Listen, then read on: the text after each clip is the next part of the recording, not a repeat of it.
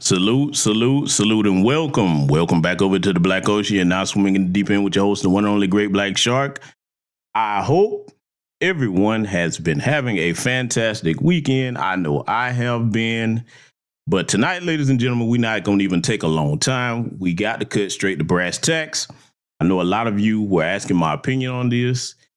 And when I had the chance to review both parts of it, I was like, oh boy, oh man, uh-oh.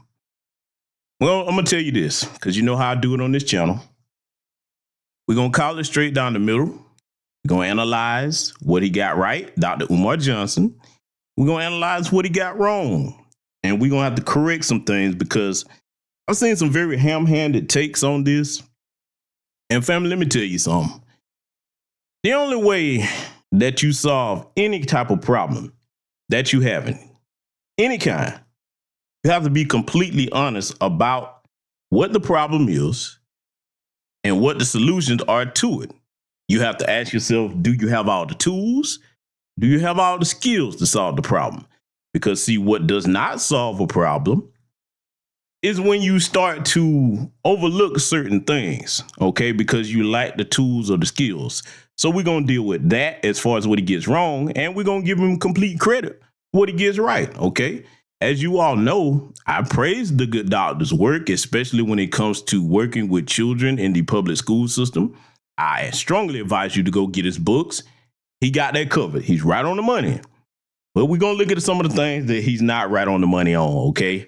All right, so what we're going to do here tonight, we're going to go ahead and jump right into this without further ado. I will be analyzing the second part of that interview, and I'm going to warn you right now, if you're the type of person, man or woman, where you don't like to be told the truth, oh, you're going to be pissed off tonight. Oh, you're going to be pissed off tonight, because see, one thing that I do over here, when I present a counter argument to something that I'm correcting, you might not like it, but you can't say I'm not telling the truth. So with that said, giving you fair warning, I'm going to go ahead up here now and greet those of you that I see join us and make sure the chat is pulled up. And by the way, as usual, I say the best audio and sound check is the one that you do when you do live and get the participation of the audience. So if there's any audio issues, do let me know so we can get that taken care of post haste. Don't like to be talking and can't be heard, okay, clearly, because PewTube will probably be on their shenanigans, because if you let them shenan once, they will shenan again, okay? Yeah, that's how they do it. One PewTube monkey don't stop no show. So that being said, let me scroll up and see who I see. I see Jason Ferreira in the building. What's going on, brother? I see a good sister, Goddess Navi. Hey, with all that beautiful hair on top of her head. I like that, sister. Opal Ivy in the building. Patricia Slade, I see you. Patricia Jenkins, the other Patricia, super moderator on deck. Okay, I see number one killer. What's going on? Salute to you in Chicago. Our brothers and sisters up there. Okay, I see Blue Jade 3000. What's good? What's good? Yeah, we're finna go ahead and get straight into this thing here, family, because like I said, man, certain things that I sit back and see. Tori Ellis, I see you joining us. Okay, only Pamela's way. I was the first, so but like I was saying though, some of the takes that I see on certain things, I try to hold my tongue until I see that, okay, nobody's going to speak on this. Okay, because several people have addressed it, but I hadn't really heard anybody get down to the mechanics of, again, giving him credit for what he gets right and taking him to task on what he gets wrong, okay? So that's what we're going to go ahead and get ready to do. Then, without further ado, as I said before, we're going to go ahead and get started, and I'll hold on to your hats, because like I said, if you don't like the truth, you ain't gonna like none of what we got coming up here tonight or the following part that we'll be analyzing, okay? That's it. Let's get started. To be here, fellas. Thanks for inviting me. And real quick, can you let the folks know that sleeping under a rock that might not know who you are? Absolutely. Dr. Umar Ifatunde, certified school psychologist, doctor of clinical psychology, founder of the National Independent Black Parent Association, Team Pan-African, the international movement for the independence and protection of African people. I'm probably most known for helping Black parents learn how to protect their children from the special education crisis in the ADHD to prison pipeline. Author of 2 books, Psychoacademic Holocaust, The Special Education and ADHD Wars Against Black Boys, as well as Black Parent Advocate, The Art of War, for dealing with America's public and charter schools. I'm also a Pan-Africanist, a Garveyite. And I strongly, if you're a black parent, recommend you go get both of those books. Please do go get them, okay? See, I'm the type of person, when I give a critique, I can be fair. Because the brother does know what he's talking about as far as dealing with this accursed public school system. And salute to the good brother Tori Ellis and the good sister Nora Brown hitting the cash app already. I appreciate you, brother and sister, very much, okay? Definitely, thank you very much, okay? But we're going to let them get back to it. I just wanted to take a time to, if you hadn't got that book, the two that he just mentioned, please go get those books. They will help you out a lot as black parents. Let them get back to it. And I'm currently putting the finishing touches on the first school in American history to be funded exclusively by the African diaspora, and that is the Frederick Douglass and Marcus Garvey Academy. If all goes well, we'll probably be having our community grand opening during Kwanzaa 2023. Mm-hmm. Listen, before we get into these topics, you got to make sure we get an invite, man, so we can pull up. Oh, for sure. Before we get into these topics, make sure you hit that like button, subscribe if you're not already subscribed, join the YouTube membership, man. We got some exclusive behind-the-scenes footage, access to early episodes, and then cop the merch, man, dailyraprecruit.co, man. Make sure I go support. Listen, let me get to this first. I ain't got no shirt for me. Oh, definitely do. We definitely got definitely do. You know what I'm saying? 2XL, don't give me no bra. I told you. See? Yeah, you did. I did. You know what I'm saying? Appreciate it. Listen, get into this first topic, right? I know you're very big with the Pan-African community. What is your ultimate goal that you have in mind for the overall Pan-African community? Great question. The vision, the mission, the goal of Pan-Africanism is to unite all African people globally into one unified and organized system through which we can protect ourselves politically, economically, socially, culturally, spiritually, academically, so forth and so on. So unity is the foundation and independence is the elevation. That's the goal of Pan-Africanism, to make sure African people are not dependent upon members of other races in order to protect our lifestyle, our culture, and most of all, the destiny of our children. Do for self is the heart and soul of Pan-Africanism. So when we win, we will be in charge of our lives. We will control the banks. We will control the hospitals. We will control the criminal justice system. We will control the economy. We basically want a parallel world that is under our authority, because whoever controls your institutions controls your life. Got you. So Okay, so I had to go ahead and interject right here. Now, again, all of you know that I agree with the concept of Pan-Africanism. It's a great concept. I would love to see that be the order of the day for all of us, no matter what lineage we come from. I would love to see it. Here's the problem with brothers like Dr. Umar, okay, because we're going to be respectful in our critique over here tonight, but we're going to get to the bottom of the things that are an issue, okay, that need to be looked at with a serious mindset. The problem with that, good Dr. Umar Johnson, okay, because this is a very humble brother. You can actually reach out and talk to this brother if you talk to him like you got some sense. But here's the problem with not only what he's saying, but what our other Pan-Africanists are saying. Nobody's arguing that it's not a good concept. Problem is, for the last 50, 60 years, it's been one-sided. And addressing specifically what he's saying, Dr. Umar, if you go to the continent right now and introduce that idea to the people, because I've been there too, been to many countries over there, okay?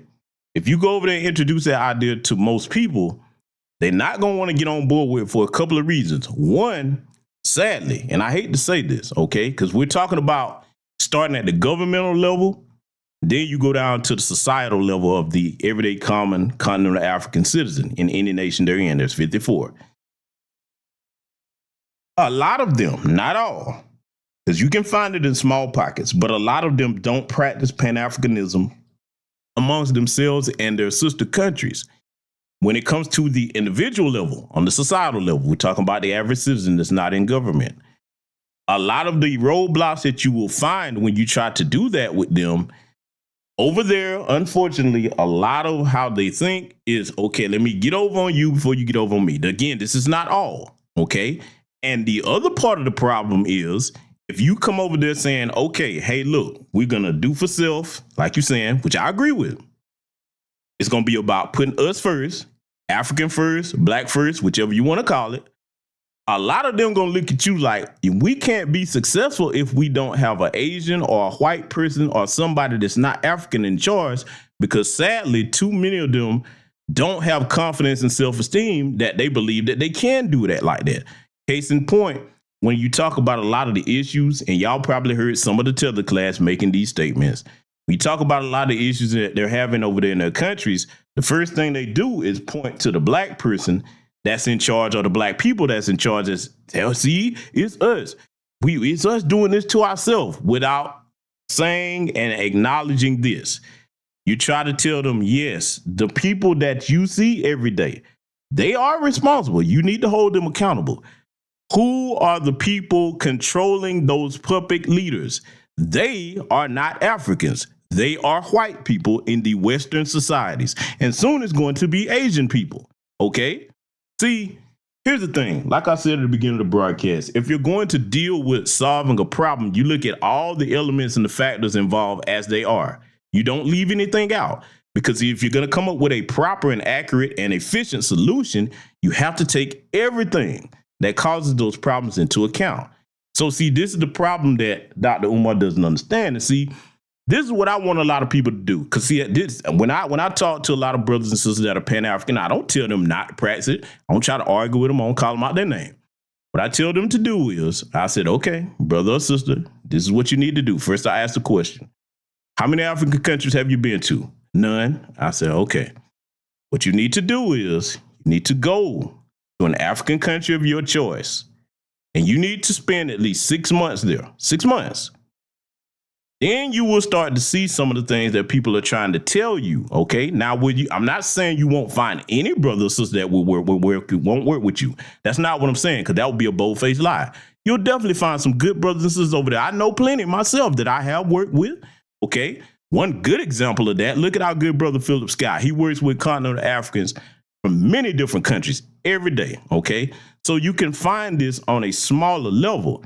When it comes to the grandiose scale that Dr. Umar is talking about, they got a long way to go with that, because see, over here, right now, with our culture, foundational Black American culture, we're in a time where we're valuing that, we're embracing that, we're cleaning a lot of things up that we should have cleaned up. So we see each other as family. Over there, sadly, and I'm not saying all, but it's enough for it to be a problem. Any continental African listen to this tonight, I'm going to put this in the context where you can embrace it and hear what I'm saying. I'm not speaking hate towards you, because I love you. I do. But when you are a Ghanaian, just saying for an example, and you're a Nigerian and you got a beef against the Ghanaian and Nigerian and vice versa, whichever way you want to call it, they're not thinking, okay, this is my fellow African brother or sister. Even though we're from different countries, we got different cultures, we are the same people. I'm telling you, throughout history, I can show you where this has been a problem for a long time. Specifically, when it comes to Nigeria, you look at the Biafra Wars. Do you know who instigated and started that? That was white people that started that shit and funded. Yeah, man, see, I could go deep into that and break that down. I can show you the same thing in Rwanda. When you go back and look at the genocide that happened between the Hutus and the Tutsis, you know who was behind that?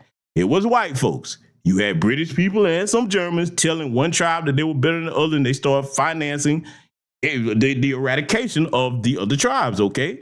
There are many situations on the continent where they played this same game because too many of them don't understand. And I'm putting this at the government level first because it trickles down to the people.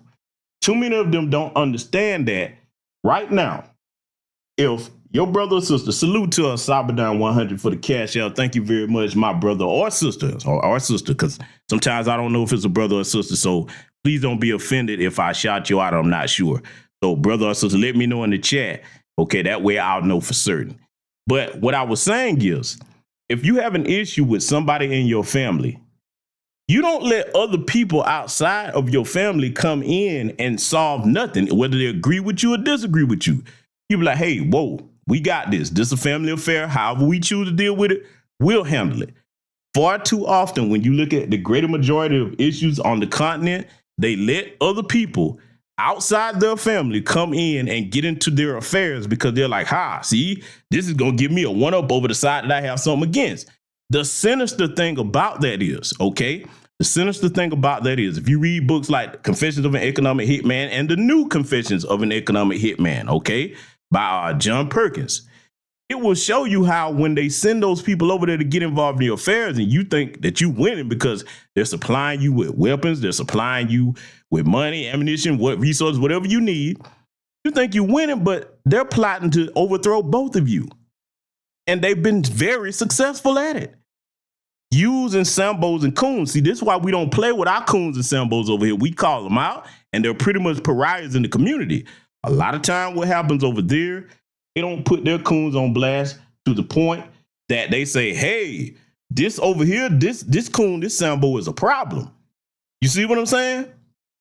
And see, this is why you see a lot of the tether class have to flee, because I'm going to tell you a little secret about something, and every continental African that I'm cool with knows I'm telling the truth. The tether class that we see that's so problematic over here, you know why a lot of them don't want to go back home? Oh, we finna tell some truth over here tonight. A lot of them don't want to go back home because they know they can't. They can't. Not that they just don't want to, they can't. Because they've done shit so fucked up over there back where they're from that people like, hey, you come back over here, it's on site. We're going to get you. And see what they'll do anything to get that green card. Boy, you should see them lines of them outside them embassies, outside them African countries. Boy, look here, boy. You would think it was a club that was featuring Michael Jackson, come back, Tupac, Biggie, Beyonce, whoever you want to name that's hot. Boy, I'm trying to tell you, boy, them lines wrapped around them embassies. When I tell you they'll slit your throat to get a green card or to come over here, whether it's to the UK or America, that's the main two places they run into, okay? You don't understand the half of it, okay? So I'm just laying some facts out about that. And see, he's been over there to African nations to speak and visit. Listen to me when I tell you something, because it applies right here. I'm going to show you how you can see what I'm saying is going to make sense. Even right here in America, if you visit another state from time to time, cool, okay, you can say you're familiar with the state, you know certain things. You will never know that place as much as somebody that was born and raised there, that has lived there the greater majority of their lives. You won't. You won't. So I say this out of love to my Pan-Africanist brothers and sisters. You're going to need to go to these African nations and spend at least 6 months there so that you can see how the people think, okay, how daily life is, what are the challenges over there. You'll get to see real, and you'll get to see, okay, these are going to be some problems over here. That's all I'm saying, okay? So I'm going to let the good doctor continue because, like I said, I'm going to give him credit where he gets things right, but when it comes to Pan-Africanism, that's the best way to articulate that without any ad hominems, without picking on people. You just got to tell people the truth. Okay, so that's it. We're gonna let them continue. A big word that I heard was unity, right? So what is your overall thoughts? Obviously, you can see that we have this gender war going on, this diaspora war going on. What's your thoughts on those overall wars that's going on within the Pan-African community? I would not be surprised if we learned 20, 30 years from now that the domestic gender war was inspired by the FBI. Just as the FBI gave birth to COINTELPRO back in the 70s and 60s to disrupt and destroy the credibility and success of Black liberation movements, I could very well see where COINTELPRO or something similar to it could have also been invented to turn the Black woman against the Black man and the Black man against the Black woman. If you look at this, it looks just like COINTELPRO, except it's not Stokely Carmichael fighting Huey P. Newton. It's not Dr. King, and Malcolm having differences. You understand? It's you and your baby's mother having differences. It's you and your fiance having differences. It's you and your wife having differences. And the family is an institution, no different than SNCC, no different than CORE, no different than the Panthers, no different than the Garvey movement, no different than the Freedom Riders. So I'm keeping an eye on it, but I really do believe that at some point we're going to find out that the U.S. government had a hand in the gender wars and the promotion of it, because I don't think it's a coincidence that this Black male versus Black female gender war is being initiated at the very same time that the U.S. government is pushing transgenderism on elementary Black public school children. So is that a coincidence that while you're trying to disintegrate the Black family through non-traditional forms of life, through Black on Black crime, through police genocide, through poor nutrition, poor healthcare, all these weapons, the Snow Bunny crisis, along with that, you see so many commercials now where it's the black man with the white woman or the black woman with the white man, clearly there's an agenda to brainwash our children into either being with someone of the same sex or someone of another race. And I think the gender wars coming at this time plays into the hand of the government's agenda to destroy the black community. On the other side, when we look at the diaspora wars, Okay, so I'm going to pause it right quick, and I'm going to confirm something for you, my good brother, Dr. Umar Johnson. You don't need to speculate on that. You're absolutely right. Yes. The government definitely is involved in the so-called gender warring or any type of dysfunction in the black community. Now, I'm going to tell you where you can find proof of it, because I have a document in my Patreon, okay? It's called Silent Weapons for Secret Wars. If you read that entire document, a lot will make sense. You'll be like, oh, I get it. See, family, if you ever wonder why I sound a lot different from some of the people that you listen to, it's because when you know better, you do better. Everybody familiar with that phrase, right? Knowing better and doing better. So when you come into certain types of information, you adjust to that and move differently. You see what I'm saying? You don't move the same way as before when you were ignorant to certain things. This is why you don't see me participate in certain things, or I approach critiquing certain things in the manner that I do, because I'm aware of a great deal. This is why I have my platform and why I try to make it known to you. A lot of you probably familiar with that doctrine, Silent Weapons for Secret Wars. If you haven't seen it, you can find it on my Patreon. Okay, because see, some of the things that I put over there, I know if I really started trying to break it down long format on YouTube, they'll be like, oh, no, nigga. Oh, no, you don't.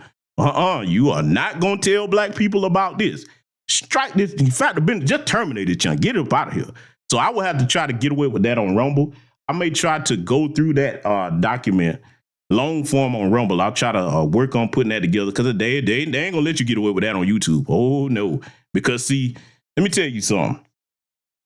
The one reason why I never expect them not to mess with new black media channels, especially those of us that are talking about things from the perspective that I am, on trying to make our people aware of these things so that you have information that you were not previously aware of, they don't want to see that. So they are never not going to shadow ban. They never not going to quit messing with streams. That's what they do. Because look, you, black man and black woman over here in this chat room, even listen to this unrecorded, you really do not understand how powerful you are. You don't. And everything in our society today is based on making sure you never learn how powerful you are. You see, you know what I've always told y'all, anytime we gather together, online or offline, you must understand that's power. It is. Now, what we use it for, good or bad, that's up to us. But they know that's power. And see, not only that, when you get together without them involved and interfering in what you're trying to do, guess what you come up with? Two problems. Solutions. Not solutions that benefit them. You come up with solutions that benefit you. This is why it's imperative to keep people outside of family business that don't belong in it. Okay? And see, this is one of the lessons that some, not all, but some of our continental African brothers and sisters have to learn. Some of our Caribbean brothers and sisters have to learn. Some of us have to learn that. Keep other people out of family business, okay? So I'm going to let him go on, and he's going to give you his thoughts on the diaspora war situation. I hate that term because it's not really a war. It is just a misunderstanding of what being on code means and what it's not. Doesn't mean we hate each other, even though you see a lot of vitriol, certain things going back and forth when we checking these tethers. Everybody with common sense know we're not talking about all continental Africans or Caribbeans. I know I'm not. Let me speak for myself. I know I'm not, because I would not gaslight and say that there are not some brothers and sisters over there that just hate those brothers and sisters because of encounters with tethers. What I can say to those of my tribe, if that's how you think, please do travel, and please do try to reach out and get to know brothers and sisters that are not like that, because there are plenty out there. I'm telling you, okay? Don't judge all continental Africans or Caribbeans off of these damn tethers, because they are a disgrace to continental African and Caribbean people. And like I told you, the reason why they over here and they clinging to these Western nations that they fled to for dear life, they can't go back home. See, that's the look. I'll tell you something, brothers and sisters. Next time a tether start getting out of line, don't go back and forth name calling. All you have to do is bring up one thing. When the last time you been back home? That's what you ask them. Watch they start stuttering and stammering. Why don't you go back and visit? See, you'll be able to tell that they can't go back. You gonna see. Don't take my word for it. Just ask one the next time they jump up. Be like, hey man, let's cut all that out for a minute. Let's get serious. Let me ask you a serious question. When the last time you've been back home, and are you planning to go back anytime soon? Nope. Ask why. Watch what they start saying. If they get angry, see, let me teach you something about psychology. If a person asks you a simple question and the answer to it should be simple, the truth, right? If you get mad, start huffing and puffing, start deflecting, you're hiding something, okay? I want you to keep that in mind. Don't take it from me. Go look in the DSM if you don't believe me. That's right in there for you. But we're going to let the good brother get back to talking about what his perspective on the diaspora warriors, and then we'll analyze that as well. I think that's a CIA inspired situation. You know, I wouldn't. One is within the states, and another one is FBI doesn't have a charter to operate internationally. So if you want to disrupt locally, it's the FBI. CIA has no charter to operate domestically. So when the CIA interrupts, it's internationally. So the CIA is outside of America, FBI is inside of America. If you're a Pan-Africanist like the Honorable Marcus Garvey, El Hajj Malik El Shabazz, Malcolm X, Stokely Carmichael, Kwame Ture, you're a Pan-Africanist, you're automatically going to be watched by the FBI domestically and the CIA internationally. And now, let me correct him on something, because see, in general, and everybody understands that I'm qualified to speak on this with my background, he's right in general, okay? In general, the FBI is the domestic organization, okay, as far as the higher end law enforcement in America, okay? And the CIA handles international affairs. Here's the problem that the average citizen that doesn't understand how that works will miss. There are times when the FBI does go abroad and work with other intelligence agencies. It's rare, but it does happen. Now, there are times, even though it's not supposed to be done, you'd be a fool to think that it never has. There are times when the CIA, the SOG, and I have to be careful with what I'm saying here about that. A lot of you, if you're on my Patreon, you know I've broken this down with several different things about how they operate. But sometimes the CIA does operate here, okay, on American soil. I promise you they do. Look, man, there's so much I want to say about that. I'll tell you what I'll do. I'll tell you what I'm going to do. After this broadcast, I'm going to post a couple of links to certain things on my Patreon that you can see for yourself, and you can be like, oh, I get it. Look, it's not me, in my opinion. There are certain things that they've put out and told you about what they do, okay? So I'm going to leave that there, because, boy, I know they itching like, oh, I hope he starts saying something, boy, because, listen, let me tell y'all something, man. There are certain things that you can say, not even a full sentence. There are certain acronyms and things that you can start talking about that will terminate your damn stream immediately. You understand me? I'm telling you. So I'm going to have to tread lightly on that subject, but I will do what I can to lead you to that type of information. So I just want to take a minute to correct him on that. Now, that, you know, in general, let me be clear. In general, he's right, but there are times when that does not apply, okay? There are times, all right? Particularly, I'm going to tell you something that everybody knows. I'm going to say this, whether they want me to or not. Anytime that the CIA has operated on American soil, you know who the targets was? I'll give you a hint. Damn sure wasn't no white folks too much. Okay, there wasn't no Asians, East Indians, Arabs, or Hispanics. The number one targets of that have been black folks. Yeah, they outlook. No matter what's going on with these people, when they wake up in the morning, if you could say an asteroid is about to hit this planet, wipe out all life on Earth, they'd be like, okay, that's terrible. Oh my God. But what about them niggas? That's how they think. I'm telling you, it sounds facetious, but that's what they do. Okay. So yeah, after this broadcast, I'm gonna put y'all up on some game if you're not already over on my Patreon, okay? You're gonna learn a lot that you didn't know about, and it's not gonna be from me, it's gonna be from their own documents, okay? But yeah, let's let the good brother get back to what he's saying here. I think the diaspora wars plays right into the hand of America's foreign policy initiatives. There was a security memorandum that came out, I think it was in the late 70s, early 80s, where the U.S. government, in a private security memorandum that has now been published now, said the greatest threat to American foreign interests is what? The operational unity of Africans in America and Africans in Africa. This is the government. Our biggest threat. That document he's talking about is Memorandum 46. As you know, I covered that here on our broadcast called how to strategically reverse engineer Okay, anti-black racism, that's on this channel as well. I covered Memorandum 46, and I also went over the Willie Lynch letter. That broadcast, if you hadn't checked that out, that would teach you a lot about what's going on. In fact, I would try to put a link to that in the chat room. Just want to make sure everybody knew what document he was talking about. That's Memorandum 46. Threat is if we let the blacks on that side of the Atlantic Ocean organize. This is a memo. This is a memo. Oh, it's a memo. Oh, absolutely. Okay. I could probably get you the numbers. It's not on the top of my head right now. Absolutely. Right. Some people have even published it in books. It's definitely on the internet. People have referred to it. So they basically said, in essence, Pan-Africanism is our only problem. They don't care about nothing else. People pushing religions, people pushing socialism. They don't care about that. Pan-Africanism is the only threat to white supremacy.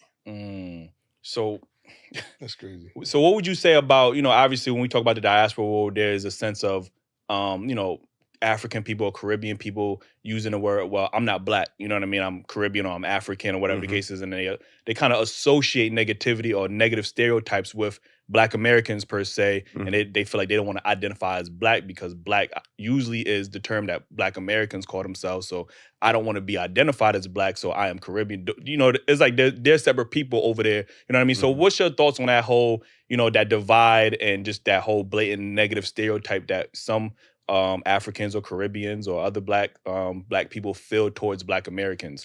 Well, the white man's original tactic of divide and conquer, separate and rule is still his most cherished weapon against African people. You see, understandably, when people look at America up until now being, quote unquote, the most powerful country in the world, if you want to get down with the most powerful country in the world, you're going to have to despise who they despise. And since America has done such a great job despising African people, anybody who wants to come to this country, even if they are African, are going to seek somebody else's company other than ours, right? That doesn't make what they do right. But we have to look at the fact that we as African people in America haven't done a whole lot collectively to make ourselves the power base we should be for all African people. With our education, with our income, being the richest group of African people in the world in terms of take-home pay, we should be the power base for African people throughout the world. Y'all need institutions, we're going to fund them. Y'all have a problem with your water, we're going to fund that. You understand me? You got a medical crisis, we're going to take care of that. We have the resources, we got the personnel, we got the expertise, we got the money. We should be the power base. So when an African comes to America from outside of this country, they say, well, wait a minute now. If I align myself with the African American, what is in that for me? Okay, let's deal with this right here. Okay, because see, I'm going to be thorough in my analysis of this over here tonight. All right. He's right about the divide and rule tactic. Let's start here. If I, as a foundational Black American, freedman, if a person who is of Caribbean lineage, if a person who is of continental African lineage, okay, let's even include Afro-Latino lineage, okay, let's put all that in there, all right, everywhere where we are on the planet as Black folks. If we know, even in basics, that our common denominator enemy is those in the dominant society, the white supremacists that have gone around the world conquering the planet. If we know that, anytime any of us goes where the others are, whether you coming over here to America, whether we go to Africa, okay, parts of the Caribbean, Latin America, okay, where there are Black people at, as far as in South America, if we go anywhere and we know that, we come there with a mindset to side with the oppressor class, you already have proven that you are not family to us. Do you understand what I'm saying? See, these people know what racism and white supremacy are. So see, it would be very intellectually lazy to just say, okay, well, the white people in charge, and that's who's in charge. So I'm gonna come over and align myself with them. See, if you really love not only the people where you from, but if you have a love for all Black people, you would never be able to do that.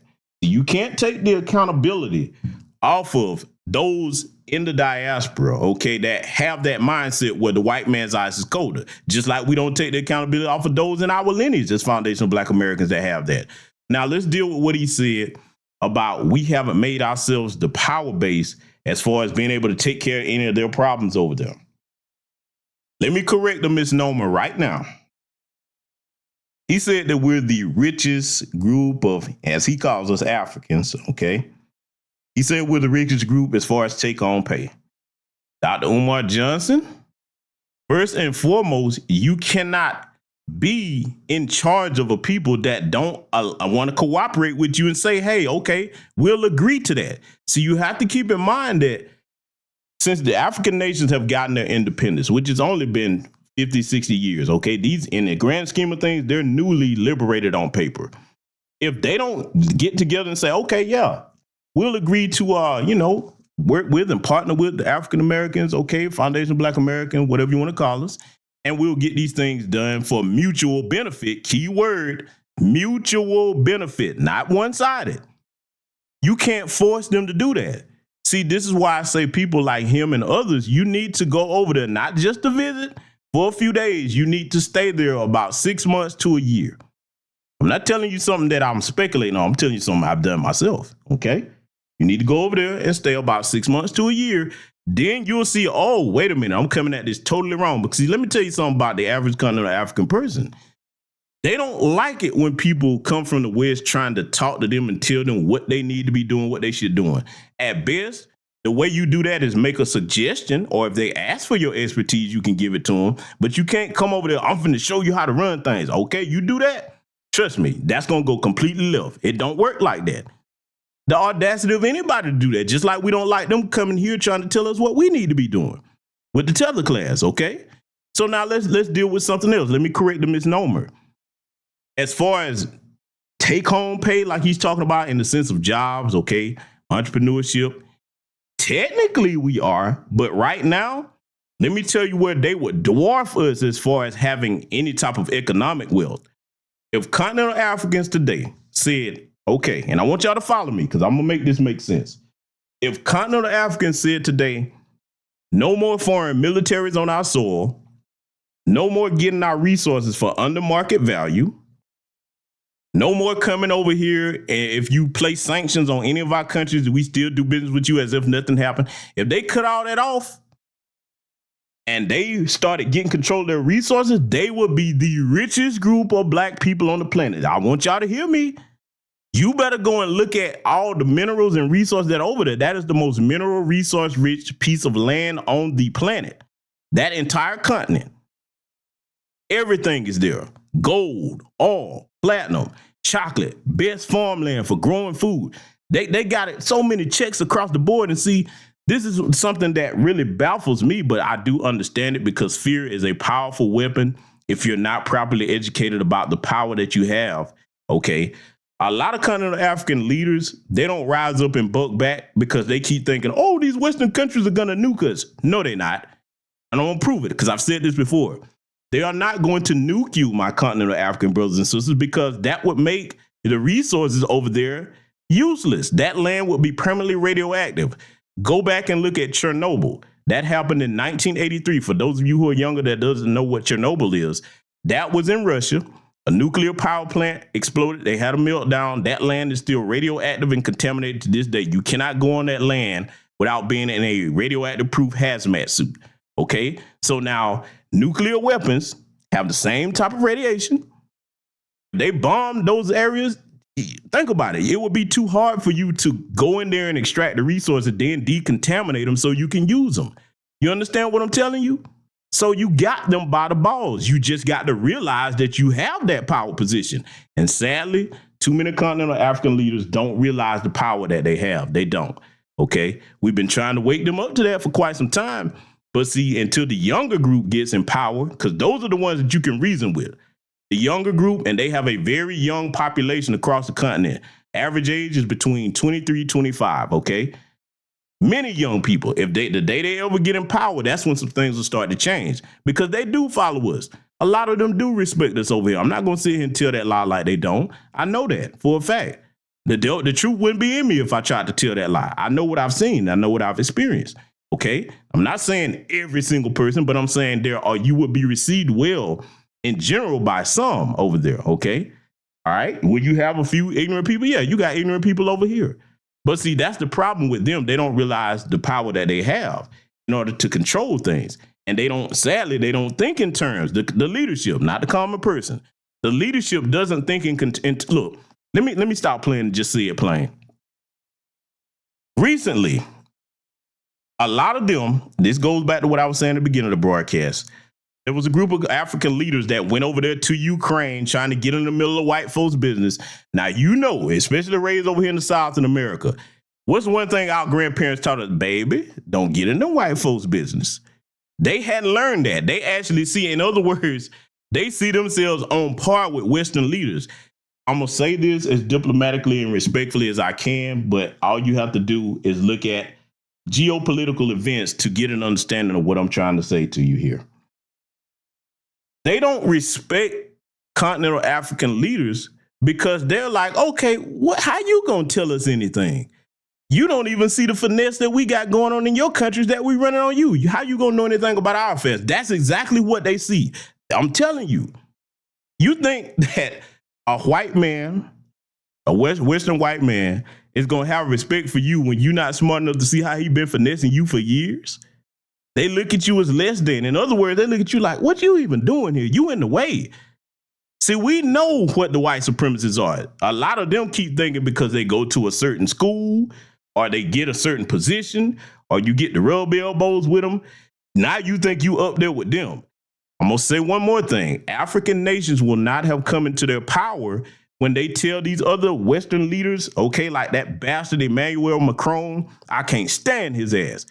Him and the rest of them demons over there in the UK, over there trying to talk about Africans are having too many babies. Who the hell give you the right to say how many children they can and can't have? African nations, as far as the leadership, will not have come into their own when they say, listen, you don't summon me nowhere. If you want to talk to me, you come here. You come here. See, if we had a country, foundation of Black Americans, can you imagine them, Emmanuel Macron or any of them, we summon you over here for a meeting? Who the fuck you talking to? You know, that'd be the first, like, ho, watch your tone, player. Who you don't summon us nowhere. Now, if it's a discussion to be had, if we deem it should be a discussion, you bring your funky pale-lipped ass over here. See, they don't have the balls to talk to them people like that because they're too busy trying to get favor from them people. Until they get the balls to cut that off, a lot of things are just not going to work regarding trying to get on a power footing because you have to understand what power is. And I'll say this final thing before I let the good doctor continue. A lot of African leaders don't understand that you do not call yourself a partner to somebody that you don't have the ability to punish if they break any agreement that you enter into. Say it again. You do not call yourself a partner to someone that you do not have the ability to punish if they break any agreement that you enter into. See, the difference is, let's use the main thing, China. They call themselves partner with China, okay? And I'm not saying they should be partnered with America or the UK, okay? They should be self-sufficient because, to be honest with you, they don't realize they have enough resources there and enough people to teach other people how to refine and manufacture and retrieve those resources that they don't need anybody. They should be manufacturing every damn thing on the planet themselves. They have the technology and the skill to do it. They have the workforce and the young people to do it, but they don't believe in themselves that way. Here's the thing. You do not allow anybody to come on your soil during peacetime and have foreign militaries there, okay? You don't. Because, see, right now, there is not an African military over there in all the 54 nations that can go say, hey, let's go put some African bases in China, or let's go put some African bases in the UK. You damn sure ain't gonna put none in America. You see what I'm saying? In other words, they haven't learned that, hey, you teach people how to treat you. If you can't do it in their country, don't you let them do it in yours, okay? And see, when it comes to the power aspect of it, you don't sell your seaports, your airports, your mines where your mineral resources are, whether it's diamond or your oil. They sell their national assets, which would be a benefit to the people for future generations. You can't find a country on the planet that you can come in and say, hey, I'm going to lend you $50 billion, but as collateral, I'm going to need you to put up that airport or that seaport for them. They'll laugh in your face because they know that that little chump change you offering is not going to generate the revenue that this will over years and a period of time. You see what I'm saying? Too many of them don't understand that on that type of level. So when they run over there trying to jump in other folks' business, they look at them as a joke. And I'm not saying that to be disrespectful. I'm just telling it like it is. Okay? They don't see you as an equal. Okay, now when it comes to let's just stick with China for a minute. When it comes to dealing with China, You call them your partners, but right now they get to doing something that you don't want them to do. One, do you really have strong enough military to make them leave? Two, do you have the ability to make them fix what they did wrong? Because if the answer is no, you are not a partner. A partner is 50-50 power, okay? It's not 60-40. It ain't no. If you don't have equal power, okay? See, think back to when the pandemic started. Them jokers started blaming the doggone pandemic on African people and deporting them out of there because Guangzhou in China is called Chocolate City. That's where the highest concentration of Africans are over there. It was kicking them out their place to live, deporting them, putting them on the streets. So now, instead of African leaders saying, hey, whoa, wait a minute. We got this partnership going and you going to treat our people like this? Okay, no problem. I'll tell you what. Let me get all my citizens. All them nations should have came together. It shouldn't have been one on the sideline saying, well, they ain't doing this to Nigerians, so it ain't got nothing to do with us. No, everybody should have got on, but okay, you did this to another sister African country. I got something for your Chinese asses. Got something for you. Get my citizens. Come on, let me get my citizens back. You better not harm not a hair on their heads. They're not going to come back over here. And guess what's not going to happen to you? This little partnership we had, it's a wrap. Get your people, you take them back up there. You stay where you at, we stay where we at. That means you don't get no resources from us, okay? See, you don't let people disrespect you and then expect for things to go in a manner that's going to be beneficial to your people. No, you got to show these people, what you do to me, I'm going to do to you. Too many of them don't understand what I'm talking about. And see, Umar, I hope he has plans to go over there and spend a year, brother. Spend a year in any country that you want, and you're going to see what I'm talking about. But I'm going to let the good brother get back to it. I just wanted to address that point there because, see, when the thing about Pan-Africanism, a lot of people have a pie in the sky ideology or mindset towards it. Okay, you got to deal in reality no matter what you choose to do.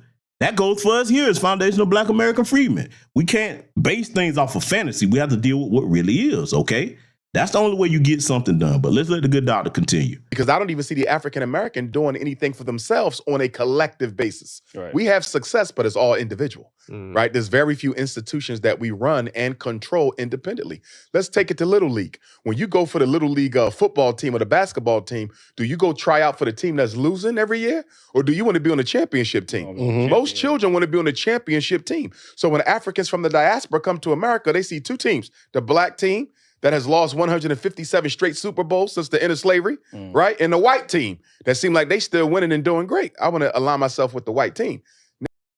That's a flawed mentality because, see, let's just go with his analogy. If that's what you see, then if you my brother and you love me as a fellow person in the global black diaspora, you're supposed to say, hey, the white team been winning all the Super Bowls. Let me come over there and get on my brother's team so they can get some more wins. Do you see where I'm going with this? Yeah, I told you. I'm going to make it make sense respectfully. I don't have to disrespect the man to correct him when he's wrong because I want everything he's doing to succeed. I do. But see, he's going to have to think realistically because you have to, and I always tell y'all this over here, you have to look at our situation as black people as if we're in a war, okay? We're in a war.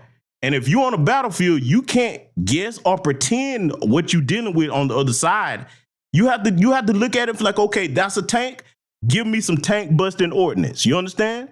Oh, that's an airstrike? Okay, let me get some anti-aircraft missiles to defend against this. You see what I'm saying? You have to deploy the right tools for the right problem. And you can't do that if you are leaving things out or you're not calling things on the battlefield as they really are. Any wise general would tell you that, but let's let him continue. Now, the mistake that Africans in the diaspora are making is that if you do not link up with us, your national homeland will never be free either. See, what they do to African people anywhere, they do to African people everywhere. So if you come from Nigeria, you come from Ghana, you come from Jamaica, you come from Turks and Caicos, you don't associate with African people, you go get you a snow bunny, move up on the west side, you can do all that. But understand, your life is only as sacred as white people allow it to be. At any minute, they can turn you into a Breonna Taylor, whether you have a U.S. passport or not. You've seen it happen here in New York City years ago with the Abner Louima and Amadou Diallo cases, where the police, abused African immigrants right here in New York City. So when it comes to white people, We're all African. They know who we are. Mm-hmm. But they will use one group against the other as long as it is in their best interest. And once they're done using that group, guess what they do to that group? They destroy them too. Now, see, this is where the good doctor has to understand. We know that, Dr. Umar. We know it. The problem is convincing a lot of our continental African brothers and sisters of the same thing that you said, because what he said is true. But they're the ones that come over here, the tether class, okay? They're the ones that come over here that they think, I've got a certain amount of education. If I get me a white man or a white woman, I'm above you other Negroes. They told me I'm different from you. You see what I'm saying? See, we get it. You got to go over there and tell them that, my brother. Because, see, if you want us to come together, you have to have the same agenda. See, that's another thing we got to deal with, too. You hear a lot of our people say, well, we need to get together. We need to come together. Okay. If you come together, I want y'all to follow me with this because I want the young people to learn what I'm saying here, because all of us in my age range, I know you all get this. But if you keep saying, okay, we need to come together, you get a bunch of people together. If you don't all have the same agenda, that's just a waste of a gathering. Neely Fuller Jr. has told us this. We should only come together for a constructive purpose, a common denominator interest, meaning we have the same agenda. If you can't get everybody on code with the same agenda, you're not going to accomplish anything. Now, we've seen what happens. The reason why Neely Fuller Jr. has warned us about gathering up without being on code for a constructive purpose, what happens over here in America, we get chaos. What happens globally in the black diaspora, okay? When you get together without a common denominator agenda, you get chaos. This is what he needs to understand. But hey, let's let him continue. No difference than looking at the black community compared to black celebrities. They used Bill Cosby as long as they could. And when they no longer needed him, they turned on him. Right. They'll use Whitney Houston as long as they could. When they no longer needed her, they murdered her. Michael Jackson, they murdered him. Prince, they murdered him. Jimi Hendrix, they murdered him. Kobe Bryant, they murdered him. You understand? So all of us are nothing but tools in the hand of white supremacy. We have to wake up from that nightmare, from that imaginary illusion of inclusion that has black people thinking, if I come to America, but stay away from African Americans, I'll be given probationary white status. You'll never be given probationary white status because you are not white. And when they're done using you for your intellectual knowledge, when they're done using you in the labor market, when they're done using you, helping to perpetuate the myth of a multicultural colorblind America, they'll bust you right back to the country you came from. All African people in America who are not practicing Pan-Africanism are simply tools that are being used that have an expiration date. And when your utility to the white power structure expires, you will too, and they will send you back home. And this is why they hate blacks in America so much, the white power structure. We're the only non-white people in the country who cannot be sent home. Right. You cannot be deported. Slavery destroyed your cultural, psychological, and intellectual connection to your ancestral homeland. If the Ghanaian get on your nerve, he go back to Ghana. If the Puerto Rican gets on your nerves, he go back to Puerto Rico. If the Afro-Cuban gets on your nerves, he or she go back to Cuba, right? If the Chinese get on your nerves, send them back to China. If the East Indian gets on your nerves, send them back to India. If the Arab gets on your nerve, send them back to one of the Middle Eastern states. But when American Africans get on your nerves, where do you deport us to? You can't deport us. Yeah. Slavery destroyed that connection that they needed in order to remove us. Most American Africans are so brainwashed, they think they're American. So you cannot deport them because this is what they identify with most. So in other words, he's absolutely right. They cannot deport us. You know why? Because this is our homeland. We were born here. This is the part where the good brother Dr. Umar turns people off. We are acknowledging our culture here because he's right about what he said. Yes, for those of us, the small percentage that were brought over here during the transatlantic slave trade, because those of us with sense do not deny that it happened. So I'm not one of them people. There's too much evidence to prove that it did, okay? Here's the thing. When our cultural ties to the motherland were destroyed, we created a new culture here. A rich, diverse culture to the point that it has evolved and been innovated so much that it is copied the world over. We have had to rebuild many times over when our black towns were destroyed, black businesses are destroyed, okay? Still sabotaging us to this day. It's in our spirit not to run from our problems, but to solve them, okay? So, Dr. Umar, this is what a lot of people are trying to tell you, my brother, because I'm saying this out of love. You cannot keep trying to force the African identity on us because we are 500 generations removed from the continent. Now, does that mean we're not of African descent genetically? No, we admit that. We know that. We're not ashamed of it. But are we culturally African? No, we're not. The greater majority of us, especially that were born here, like most of us, now I do, okay? I speak 8 different African languages, okay? But the average person here does not. If you were to take the average foundational Black American freedman, you go get your ancestry test. Let's just say you find out you was part of XYZ tribe.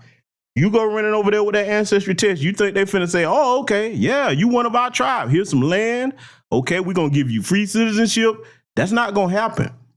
And see, that's a question you need to ask them, Dr. Umar. If you want Pan-Africanism to work and you want us to be included, these are fair questions. See, I'm going to show you something, family. And I want you to hear this because this is how you present the counter argument about the problems of Pan-Africanism. If you want Pan-Africanism to work, then tell me right now, because all African nations have the power to do what I'm about to say next.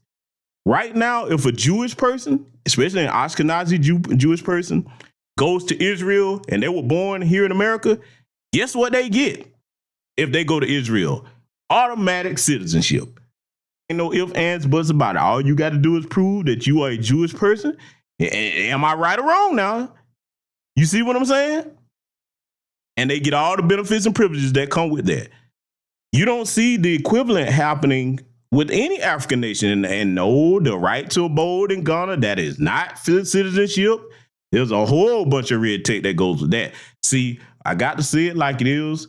The problem, at least at this time, because it may well change, the more that we interact and talk with each other and keep people out of our business and iron out what the issues is so we can get to a fair mutual solution when it comes to Pan-Africanism. The problem is, right now as it stands, they only look at what they can get out of it from us instead of saying, okay, if we get this from you, here's what we'll give you in exchange. You see what I'm saying? And see, here's the insult to injury. This is why Dr. Umar is going to have a hard sell with that, especially right now, the hour of our history over here with the greater majority of us. Dr. Umar is too many examples of them giving the Chinese, Lebanese, East Indians, people that have a long history of oppressing them, giving them land, giving them business deals, and they end up shitting and swindling on them in the end. Then when you have us as foundational Black American freedmen, we hadn't done them people nothing. We look at them as our extended brothers and sisters in the diaspora. In fact, we have a documented history of helping them get independence. Look at South Africa during apartheid. When the white folks over there, them Boers, demonic bastards, was mistreating our brothers and sisters over there, a lot of foundational Black American artists said, you know what, if that's what you're going to do, I'm not going to come over there and play a concert over there. We started boycotting a lot of things over here because you're going to treat our brothers and sisters right over there. When Ethiopia was about to be invaded by Italy, the second time, because let's be clear, the first time the Ethiopians whooped their asses. The second time Italy said, okay, we going to not only come with us, we going to get a couple more countries to come back over there. You know who went over there against the United States government authority? Foundational Black American freedmen. We even had a brother that went over there and taught them how to fly planes to the point that Ethiopian Airlines, that was founded by a foundational Black American. I could keep going on. I would be here a long time if I started listing the documented history of us constantly helping them, but it's not been reciprocated. And I'll say this before I get back to it. Dr. Umar, if you're serious about Pan-Africanism in the 21st century, the question you need to go over there and ask African leaders, not the people, because the people don't control the decision-making in any government, okay? They should, but they don't, because we see that here. You're going to have to ask them this one question, and I want you to remember this question over here in the chat room. If you're serious about Pan-Africanism, where is your equivalent to the civil rights movement that we had to fight for you to be able to immigrate here and get citizenship? Why has there been no equivalent on the continent? These are real questions, not hating nobody. We talking logic and solutions. That's it. I'm going to let him continue. White man created his own problem, which makes it almost impossible to deport us. So the only way to get rid of us is a systemic system of racial genocide, and that's what they're using. So what do you think about people, because a conversation or argument that I have is with, some Africans or Caribbeans is that they would say that Black Americans don't have any culture, right? Mm-hmm. Or they'll say that racism doesn't exist because they say it while copying our culture. I was able to come from my country and I was able to be successful and provide for my family. Y'all just using racism as an excuse, to hold y'all back or whatever the case is. Well, what's your thoughts on? Well, number one, they're politically ignorant, socially inexperienced. They know very little about the experience of the American African. And they also don't understand racism. In order for racism to succeed, some Blacks must be successful. Mm-hmm. You need a LeBron. You need an Oprah. You need a Tyler Perry. You need a Sean Carter. You need a Beyonce Knowles. You need a Sean Puffy Combs. You need a Robert Johnson. You follow? Why do you need successful Black people if you want to destroy our Black people? Because in order to brainwash the other ones into believing that your failure is not due to systemic discrimination, it's due to the fact that you're not intelligent enough or you're not working hard enough. Do you see that? Right. So if Dr. Umar is a billionaire and you've been trying to get your business off the ground, it ain't popped yet. You've been trying to get your corporation off the ground, it ain't popped yet. You didn't open up 10 business, they all didn't flop. You need me as the billionaire to come and say, fellas, it's not your fault. They designed the system to not work in your behalf. But because I love being rich and I love my proximity to white culture and lifestyle, I don't tell you it's not your fault that there's a game set up and there's only going to be a few Dr. Umars. I tell you the problem is yours. Obviously, you didn't do your business plan right. Obviously, the reason why the bank didn't give you the business loan is because you didn't have your numbers right. Your credit wasn't high enough. You see that? And so, salute to the good brother Quincy Higgs for the cash out. Thank you very much for that generous contribution, my brother. So now, let me briefly deal with something that he just said. I was with him until he said they don't understand racism. Yes, the hell they do. Oh, yes, they do. They may not know everything about our particular history and culture, but they do understand racism. I mean, you want me to give you an easy way that you can debunk when anybody says that? And again, I'm critiquing this brother out of love, okay?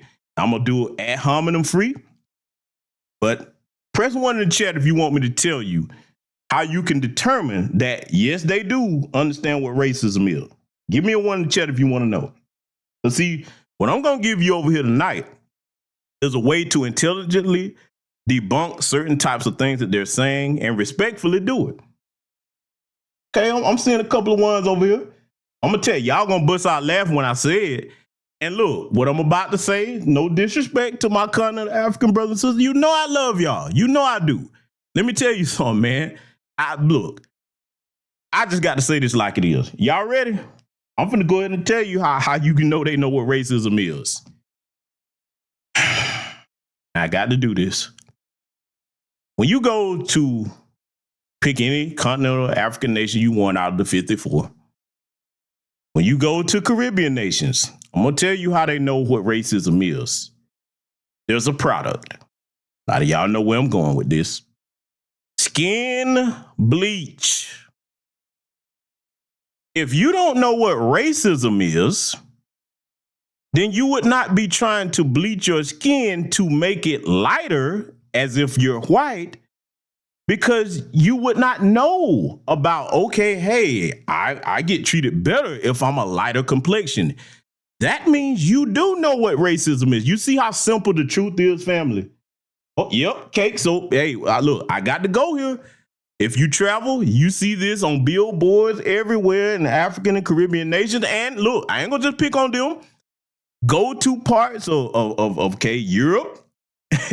They got it in parts of the part where the darker people are in Europe. They got it there too. Yes, they do.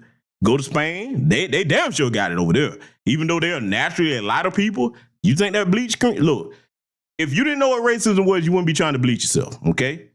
In fact, man, I didn't include this over here tonight, but I got something funny I'm probably gonna show you. I might put it up as a YouTube short. It's this dude, man, boy, he did something funny regarding bleach. You know what? I might put that up after the broadcast. But my point is this. Simply put, if you didn't know what racism was, you wouldn't be trying to lighten your skin. If you didn't know what racism was, when you go to South America, everywhere is the same dynamic. Those who are lighter skinned are in power and you mistreat the ones who are darker skinned. You see this when you go to India, skin bleaching out of control over there too. They even have a class in India called the Dalit people, the untouchable ones. Let me tell you something. They don't just discriminate against them. They dark like Dinesh D'Souza. I think he might be a part of them. Him and, well, I don't know if Vivek is because he probably bleached himself up. But I know Dinesh, I think he is. The untouchable ones, the Dalit people over there, they don't just discriminate against them. They kill these people for no reason. They could just be sitting down minding their own business. They kill them because they're darker skinned. When I tell you the British did a number on India, man, y'all don't know the half, boy. I'm telling you. So my point simply put is this. Yes, they do know what racism is because they wouldn't be trying to lighten themselves to look like and speak like white people, and they wouldn't have such an enamored fascination with getting with a white man or a white woman if they didn't understand what racism is. Because see, in their minds, not all, but a lot of their families tell them that if they get a white man or a white woman, that's success. Okay? I'm just telling the truth. All right? So, yeah, he got to come around with that. But see, if you're a person that just have visited there a few times and you never lived there, you won't know what I'm telling you. Okay? I ain't got to make nothing up. What I'm saying is the truth. So, you know, I'm going to let him continue, but I just had to correct that part. So the black millionaire and billionaire class is one of white supremacy's greatest arguments to defend itself against accusations of racism. Because Oprah Winfrey is not going to indict the system. LeBron James is not going to indict the system. You understand me? Tyler Perry is not going to indict the system because they made their money through the system. And because they're at the top of black society, they know how powerful white folks really are. They know how unfair the game really is. They know me being here is a privilege that white people gave me. Yes, I worked hard to get here, but I would never be here without their help. Right. At the end of the day, all of our black millionaires and billionaires are owned by the white power structure. I don't say that to be disrespectful because I respect LeBron James, right? I appreciate the image of a black man with a black woman with black children who's never been in any trouble. Right. Entered the league at 17, 18 years old and never had a single scandal. He's a good example of a responsible black man. Right. I like how Jay-Z came from Marcy Projects and now you're a billionaire the legal way. I like what Oprah did coming from nothing at Tennessee State. I like what Tyler Perry did coming from sleeping in his car to being a billionaire to owning the first all-black music studio, one of the largest in the country. Even white folk go to Tyler Perry Studios to film their movies. Part of Black Panther 2 was filmed at Tyler Perry Studios. So I appreciate their rags to riches story. The problem is they can't top it off with a cherry on top. And the cherry on top is to look the camera in the eye and say, I made it, but most of my people will never will because the system is not designed for black people to succeed. And this is how they get us. They'll promote a few blacks. Everybody else struggling, everybody else in poverty, everybody else coming out of prison, but they'll promote a few blacks. And because a few blacks made it, they're automatically supposed to mean that we are doing better. No other group you could push that on because every other group is based on collective group progress. Right. Black people, we are totally rooted in selfishness and meism. We don't. So now let me go ahead and point out something that he said, because you heard he named some of the most successful black people in America. Family, I want you to pay close attention to what I'm about to say next, especially if you're a young black person listening to this. You must, it is imperative for you to know the difference between a position of power and a powerful person. I'm going to throw one more person in there, even though he's half black. And I want you to keep in mind all the other names that Dr. Umar just listed: Oprah, Jay-Z, LeBron, etc. Okay? Barack Obama. I'm putting him in there. And I'm going to thread this needle and show you something about the difference between powerful people and people in positions of power. All of them were just people that were in positions of power, but they were not powerful people. Now, that might sound like an oxymoron. Let me explain this in a simple way. You see, if you're just a person in a position of power, you have a title, okay?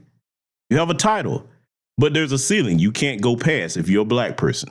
So it does you no good to be a black billionaire if you are controlled by and you get your daily bread from white corporations instead of being completely self-sufficient.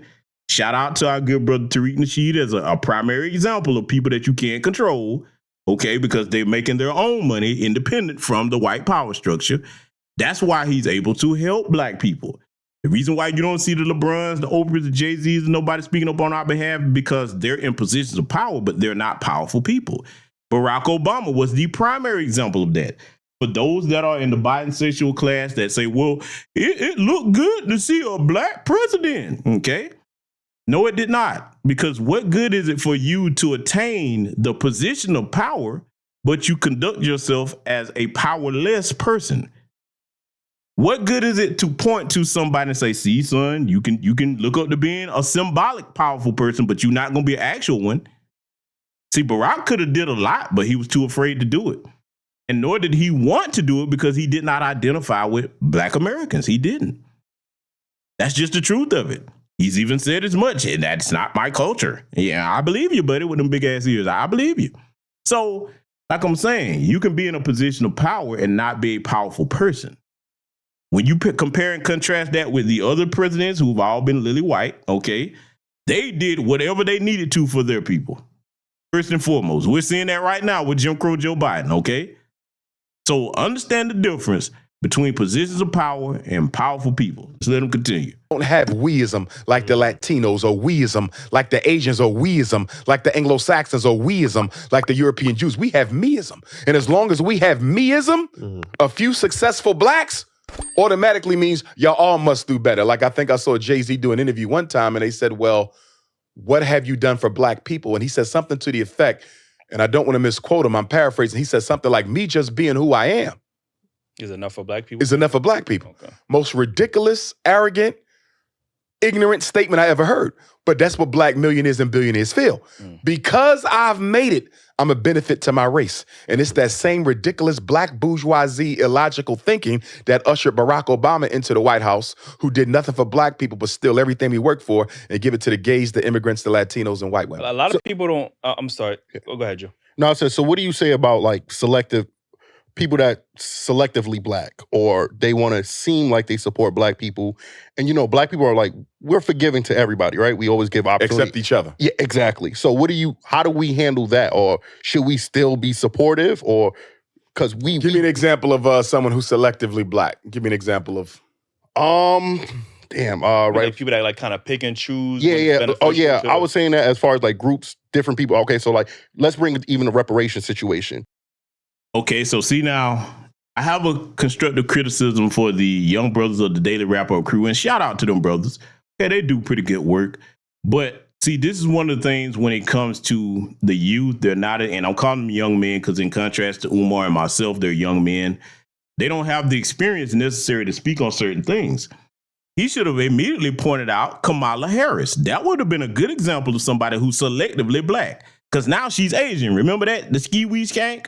Yeah, she's Asian now. Yeah, she play. I'm black, y'all. I'm blackity black, the black, y'all. As soon as she got up in there. See, let me tell you what I wish black people would have understood with Kamala Harris. Even if you wanted to disregard her entire political career in California filled with some of the most egregious things towards black people. You're locking up homeless black mothers, talking about their children not going to school instead of providing them some help, okay? You didn't prosecute the race soldiers that murdered Oscar Grant. Then you pretty much slept your way to the top with Low Down Willie Brown, okay, with his simping behind. All right, don't even get me started on him. Even if you wanted to discount all of that crap, even if you wanted to throw the fact out there, she was married to a zaddy. This woman is a snake. She is the ultimate opportunist. And I'm going to tell you why. Family, do you remember during the primaries and the debates when they were trying to decide who was going to be Democratic nominee for president? See, this is why you have to keep up with recent history. Remember how when she was challenging Joe Biden for the spot, she was bringing up all kinds of stuff about them allegations towards him, bringing up his segregationist past. She was on him, boy. Ooh. Until Joe Biden did one thing that white supremacists have done. See, I want y'all to pay attention to this. Jim Crow Joe said, okay, she tearing me up over here, boy. Because she was making some good points. Even though it was disingenuous, she was. Jim Crow Joe said, you know what? I'm not going to keep having her nip at my heels and compete against her. I look at her background. I know this bitch. I'm speaking like him. He's like, I know this bitch. If I offer her a vice president running seat, she'll stop this. What happened?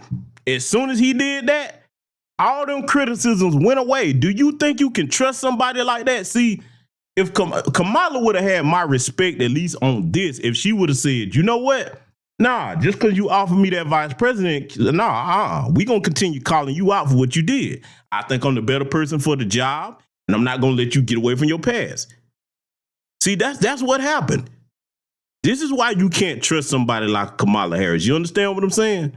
See, I keep up with these things because you have to go back and pull them forward into present day to see how these things correlate, okay? So that's what he should have used as an example. But like I said, a lot of these young brothers right here, they're not really paying attention to those types of things. Let them continue. Mm-hmm. So there's a lot of groups of people, like people from Jamaica or people from the Caribbean.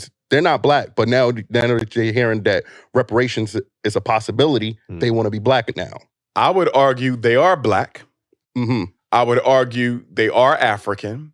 But they're not, prior to that, they say I'm not black.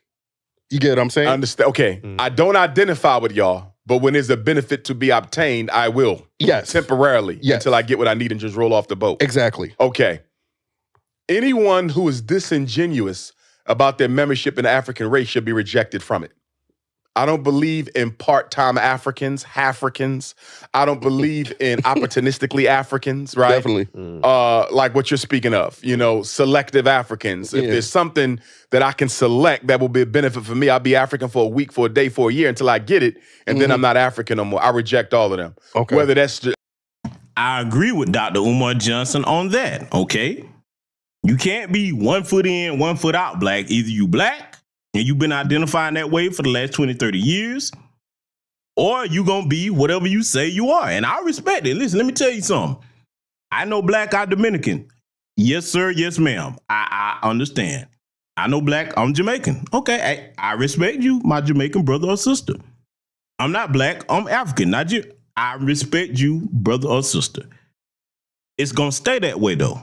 Okay? It's going to stay that way. If you that ashamed of being black, fine.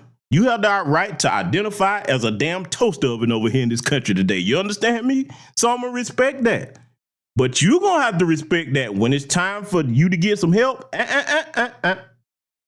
You said you wasn't one of us, so I ain't got no business trying to help you if that's how you feel. And let me go ahead and make this clear because, see, I saw what they were trying to do when he went to the reparations conversation. And again, shout out to the young brothers over there at the Daily Wrap-Up crew. They don't have the experience to go where I'm about to go. I don't care if you do identify as black. When it comes to the reparations here for American chattel slavery, you are not eligible. I don't care what you call yourself. This is lineage-based. Your lineage did not experience that here. Now, I completely support your fight for reparations. If you're a Caribbean person, you got CARICOM. I want you to get everything you got coming from Britain, okay? Same thing for anybody that's on the continent of Africa. I support that. But you're not going to latch on to what's ours by lineage. You didn't go through that. You would be dishonorable to even try that. Not just because you black. It ain't about racism. This is about the specific harm that was done to us. We are the only group here that had laws put on the books to discriminate against us, okay? The only group. Let it continue. A Jamaican African or an American African. Definitely. Because you got black folks right here who are the offspring of our enslaved ancestors who don't identify as being black. For me, blackness is a two-pronged test. First of all, are you biologically African? Definitely, and are you psychologically African? So if I look at some of my Puerto Rican African brothers and sisters, or some of my Dominican African brothers and sisters, many of them are biologically black, but they do not psychologically identify with the race at all. Many do, but more often than not, they don't. And so for the ones who do not identify, I don't accept. I don't believe in begging, pleading, or forcing people to be African. You follow what I'm saying? Definitely. It's an honor to be God's original people. It's an honor to have the strongest DNA. It's an honor to be the oldest people, the most creative people. It's an honor to be who we are. We're God's first children. We are the chosen people. So I'm not forcing nobody. If you think being ultra light skinned is a benefit, run with it. You understand? If you think speaking Spanish makes you better than black people speak English, you run with it. Or if you're an American Negro like Supreme Court Justice Clarence Thomas, who goes out of your way to support the white power structure at the expense of African people, you run with that. You follow me? Anybody who wants out, I'm letting them out. Because the worst thing you can do is force a black person to be black when they don't want to be. Because the minute they get a chance to stab you in the back, they're going to do it 2 times. You follow me? So anybody who don't want to be, you're free to leave.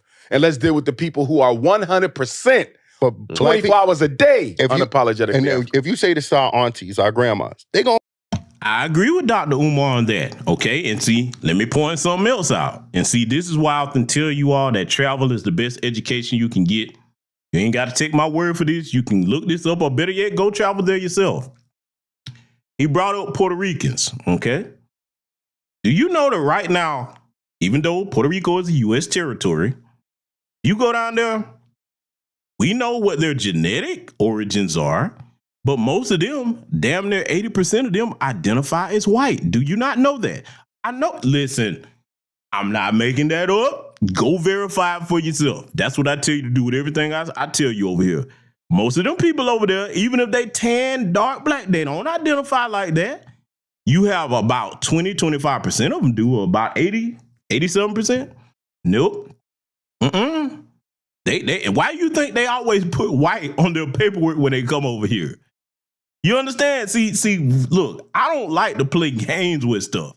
I like my people to be told the truth. And see, I don't know if Dr. Umar knows that or not, but see, this is what happens when you travel and you move around and you just see things for what they really are. You're like, oh, okay, I get it. Okay, that's how they say it is. I'm gonna accept that for what it is. When somebody tell you who they are, they show you who they are the first time, you believe them. I'm not going to drag you kicking and screaming into blackness, no way, shape, form, or fashion.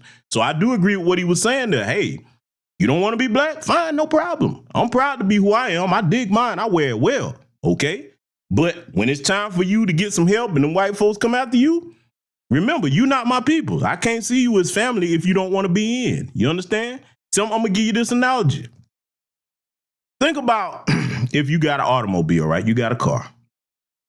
Then you don't have no insurance on it, right? But you go get into a wreck. Then all of a sudden you call the insurance company the day you get in the wreck. It don't work that way. You got to pay your insurance premiums in order to get the benefits, even though it can be like pulling teeth in some cases. But you got to have that insurance policy beforehand before you can get those benefits. We got to start doing blackness the same way. But hey, let's let them get back to it. forgive them. You get what I'm saying? So it's like, okay, let them back in. You get what I'm saying? But the issue. But don't you Well, think? let me go back. Let me take a step back. For me, Yeah. this should only be one reparations movement anyway.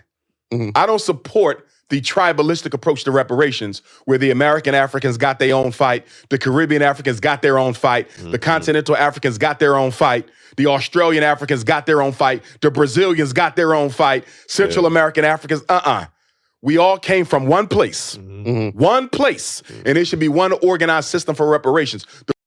Now, this is where we going to have some problems at. Umar, I'll tell you where I can give what he's saying a pass, but I know this is not what he means. If he means there should be one global reparations movement where we all support each other's claim with the government that enslaved us, I support that 100%. If what he's saying, which is what I know he's saying, if he's saying, okay, if foundational Black American freedmen were to get reparations here, then every black person here should get it. No, I do not support that. Because if your ancestors went on them plantations like mine were that I can trace back for generations on back to the 1800s, and the more that I go back, I'm getting close to getting into the 1700s. I'm doing my research on this. No, you can't get reparations for that because your ancestors didn't go through that. So no, Dr. Johnson, this is where we part ways on that, my brother.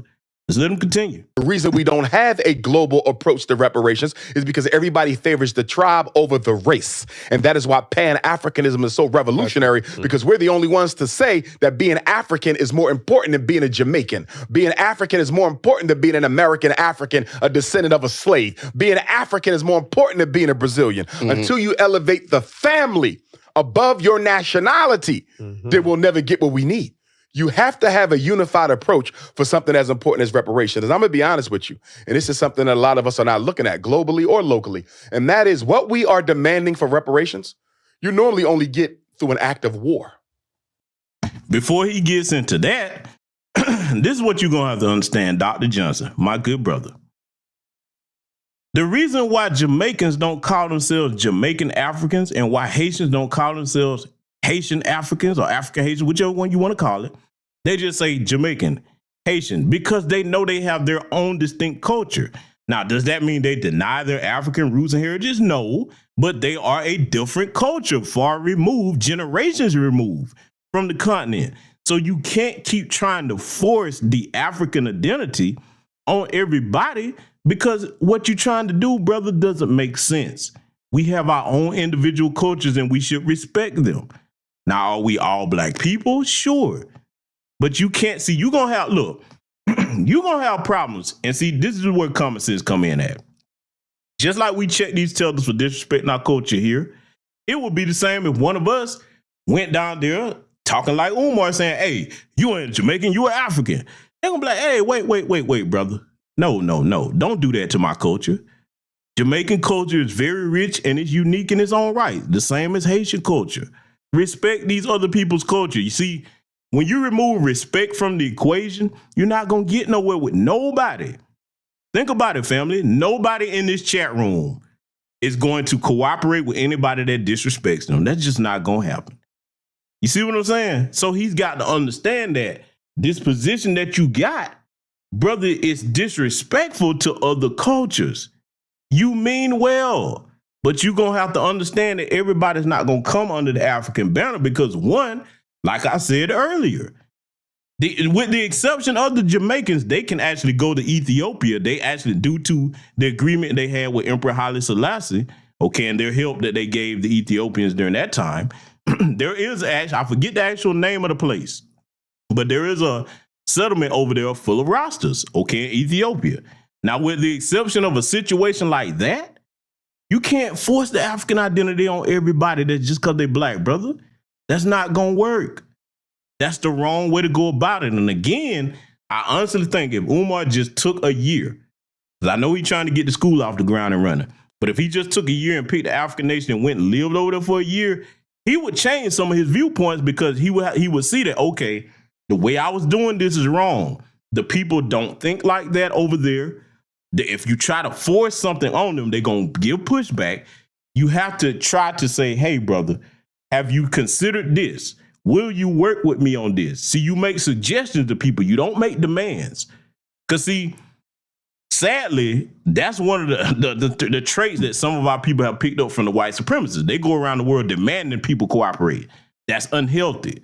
If I have respect for you, I make a suggestion and offer you this or that and try to see if you'll cooperate with me. That's the right way to do it. But see, until people like him go actually live there and get an understanding for the people, they're not really going to get nowhere with what they're trying to do. But let's let them continue. If we get all that we are entitled to, it'll be the first time in human history that one group of people received from their oppressors that type of a settlement, that type of a resolution without no bloodshed. People go to Absolutely incorrect. And see, this is where I'm disappointed with this man because Dr. Umar is very intelligent. I will always acknowledge that. Very intelligent. Dr. Umar, Jewish people did not go to war with the American government. They got reparations, even though the Holocaust did not happen on American soil. Okay? The Japanese that were in the internment camps. Now, Japan did have a physical war with the United States, but those that were the descendants of those in those internment camps, those 20,000 plus, they didn't go to war to get that. The few real Native Americans that's over here, they didn't go to war to get those reparations. No, No, brother. No, no, no, no. See, this defeatist attitude that you ain't gonna never get reparations unless we physically go to war. No. Because see, if that's the case, Dr. Johnson, how do we get the rights that we have now? Now, you can argue that during Hell Week, hey, we were damn near about to take this country to war. Okay, let's be clear on that. But as far as war like he's talking about, military versus military, no, that's not what it's going to take. Now, will we have to get out here in the grassroots and make some things happen? Yes, because most of the progress that we've gotten, to be honest with you, we didn't get it through no vote. We didn't. When you study history for what it is, past and present, we didn't really get voting. Don't really get us nowhere like that. At least not at this present time. We have to force these people to produce justice. So this part about, hey, we got to go to war in order to get rid. No. But hey, let's let the brother continue. To war for less than what we're owed in reparations. And I'm gonna be honest with you. I believe it's going to take war for us to get it. But so what about... They will give you reparations, but it will not be anything near what you were entitled to. Because I'm familiar with the U.S. paying, obviously, the Native Americans, the Japanese, the European Jews. Yeah, exactly. So, of those... And they give reparations to people who they haven't even harmed, like the Afghanis, the Ukrainians, right, and everybody else. Right. So, Let me further add to this to the point that I just made. This is the problem about people that be talking about, we ain't gonna never get reparations unless we go to war. If our ancestors on those plantations had the mindset of, well, these white folks ain't gonna never let us free, we would still be on the plantation today. Make no mistake. See, this is why you need to go and watch documentaries like American Maroon by our good brother Tariq Nasheed. Okay, and many other.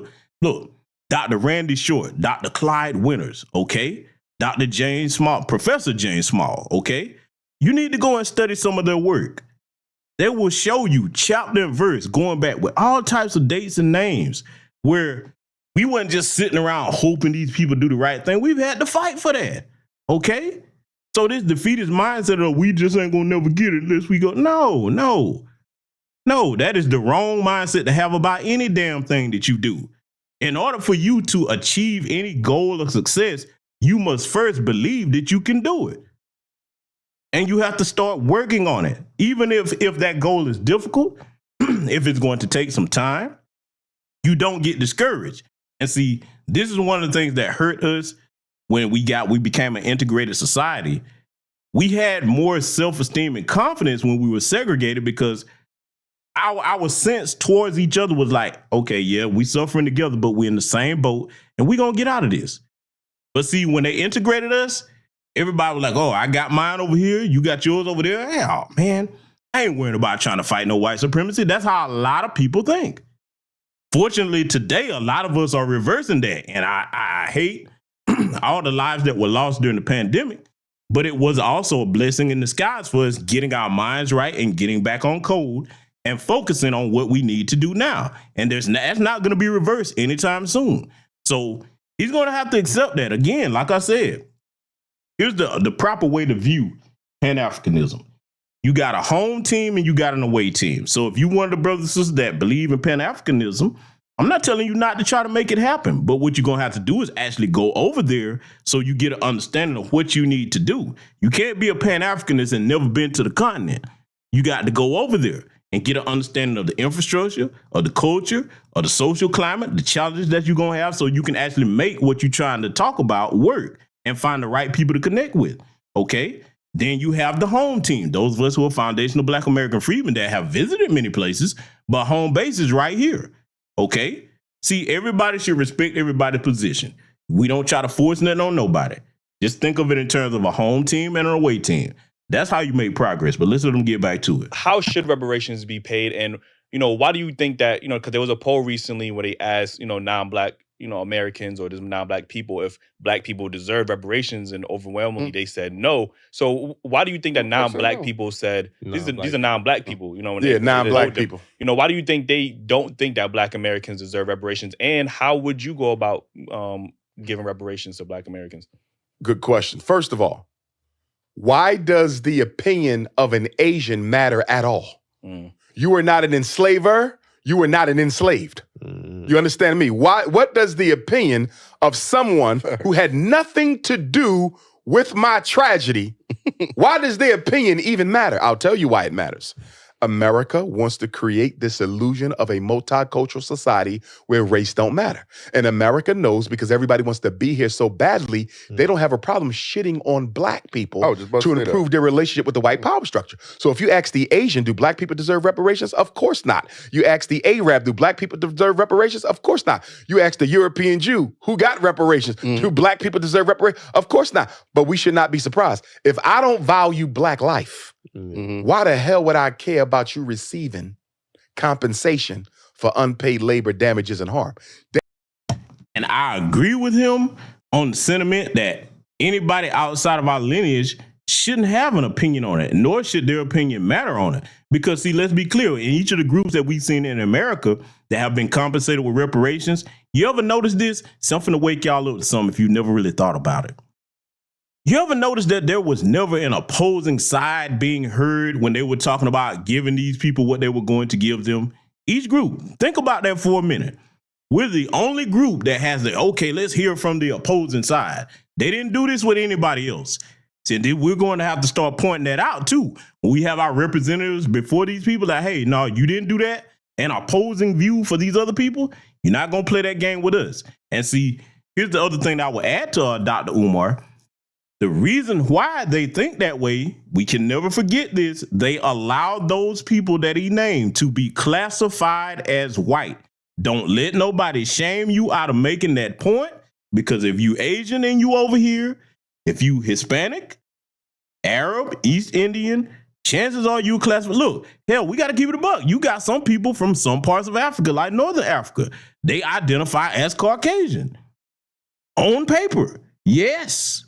And you be looking at, where the Caucasian at? You black as Asian. All right, Caucasian. Oh, okay, all right. So you can't forget these things, man. So that's the only thing I would add to that. But let's let them continue. They don't value African life. So of course they don't give a damn about you getting no reparations. You understand me? Right. Because they're not approaching this question from an issue of justice or perspective of justice or equality. They're approaching this question from a perspective of racism, bigotry, bias, and discrimination. Right. Nobody wants black people to get anything because they want to take your place. You understand me? The Asian don't want you doing better than them in America. You understand? The Arab don't want you doing better than them in America. The European Jew don't want you doing better than them in America. The Latinos don't want you doing better than them in America. So of course, if somebody put a microphone in their mouth and say, should black people get something that you're not going to get, why would they say yes? They prefer us to be. Let me point out a point of shame that a lot of you probably don't really think about. If you're a member of the Asian community and you supported that false Stop Asian Hate Crime crap that was talking about black people just running around harming you, that fake propaganda when they got that hate crime bill, you should be particularly ashamed if you supported that. Because see, when you look at the FBI statistics, the people that commit the most hate crimes against you are not black people, it's white people. And you know that too. Some of their own people have come out and admitted that.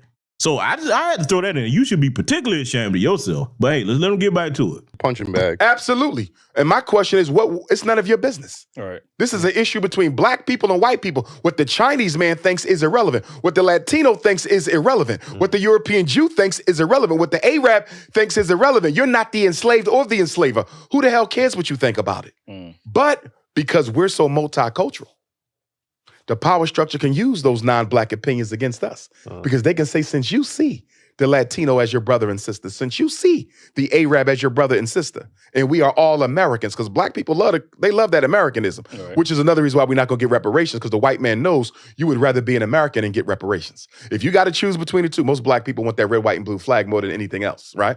And so as a result of that, the power structure can then say, since you consider yourself to be a part of the family of America, most of us don't think y'all should get reparations.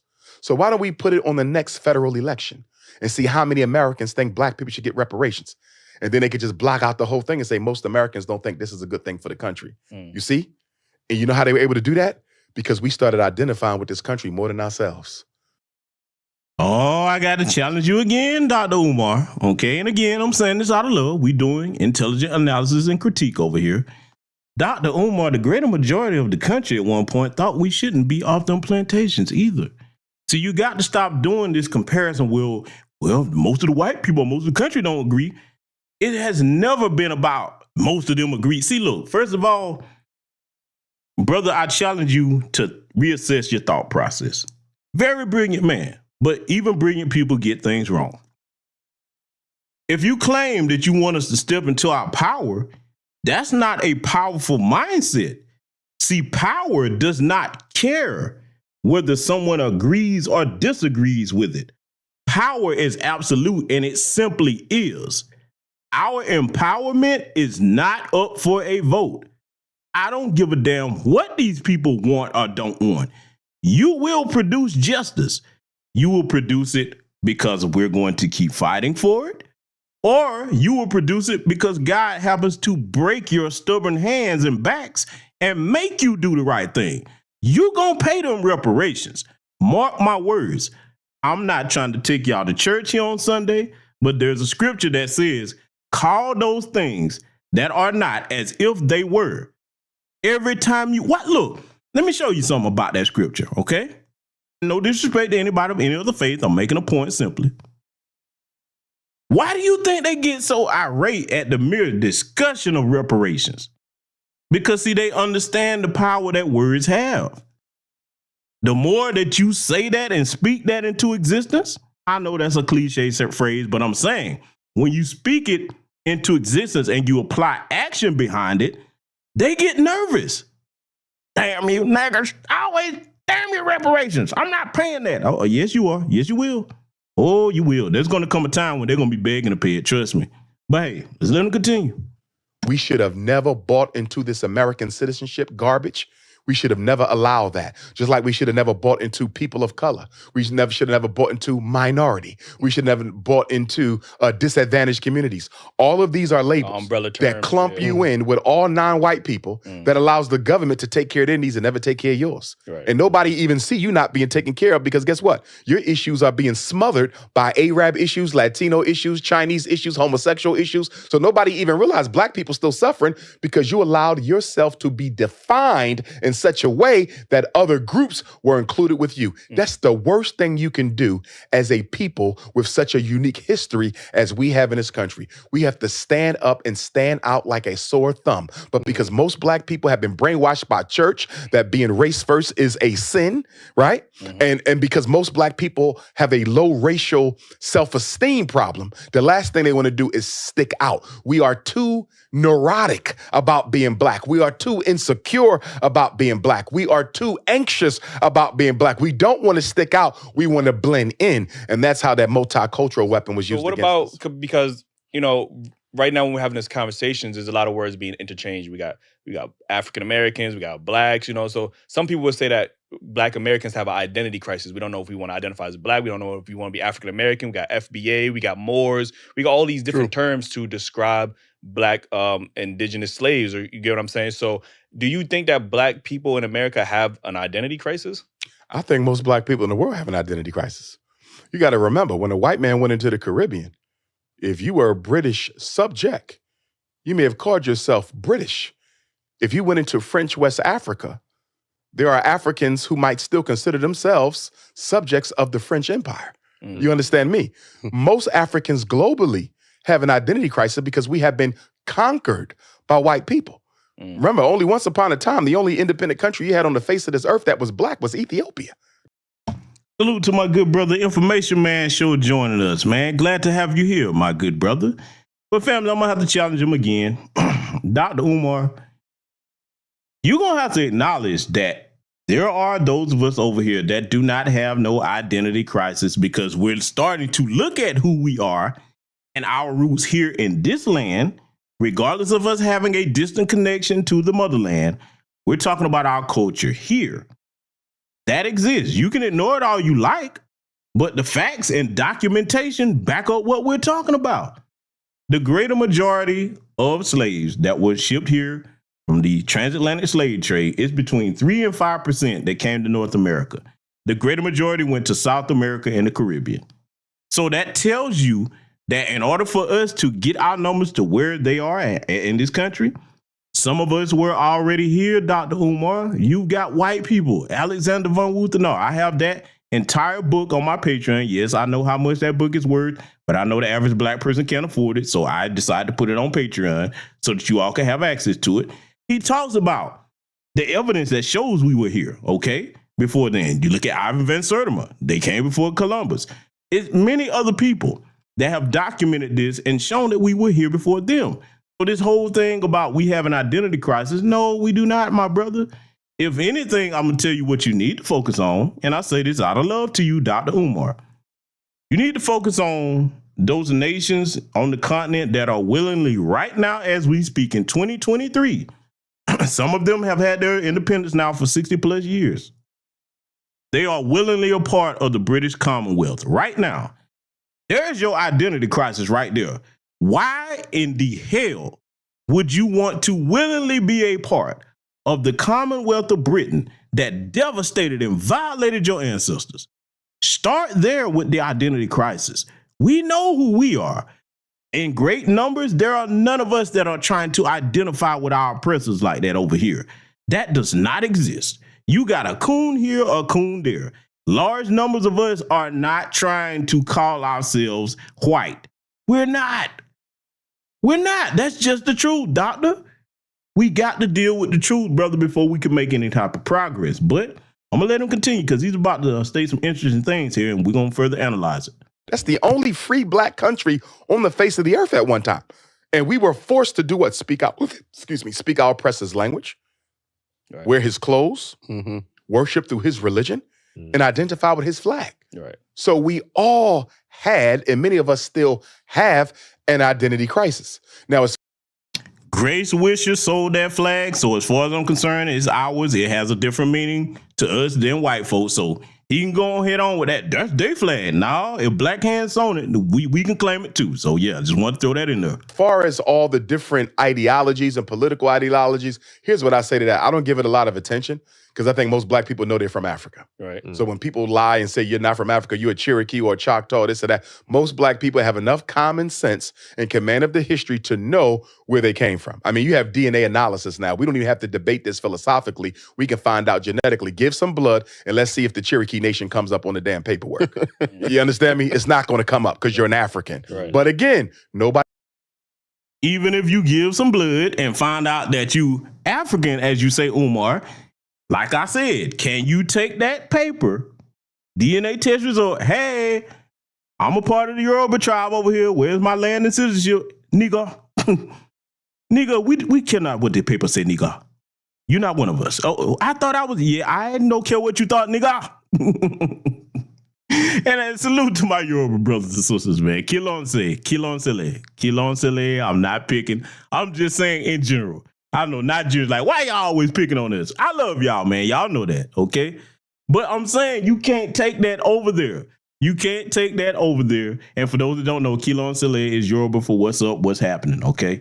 But you cannot go over there and force them because you got some paper and saying, I'm one of you now. They're going to be like, okay, but that was a long time ago, player. We don't know you like that. Now, am I saying they're going to mistreat you? No. But you're not going to get into none of their tribes like that, you know? And look, I'm okay with that. That's fine. I'm okay with that. Respect who we are. We respect who you are.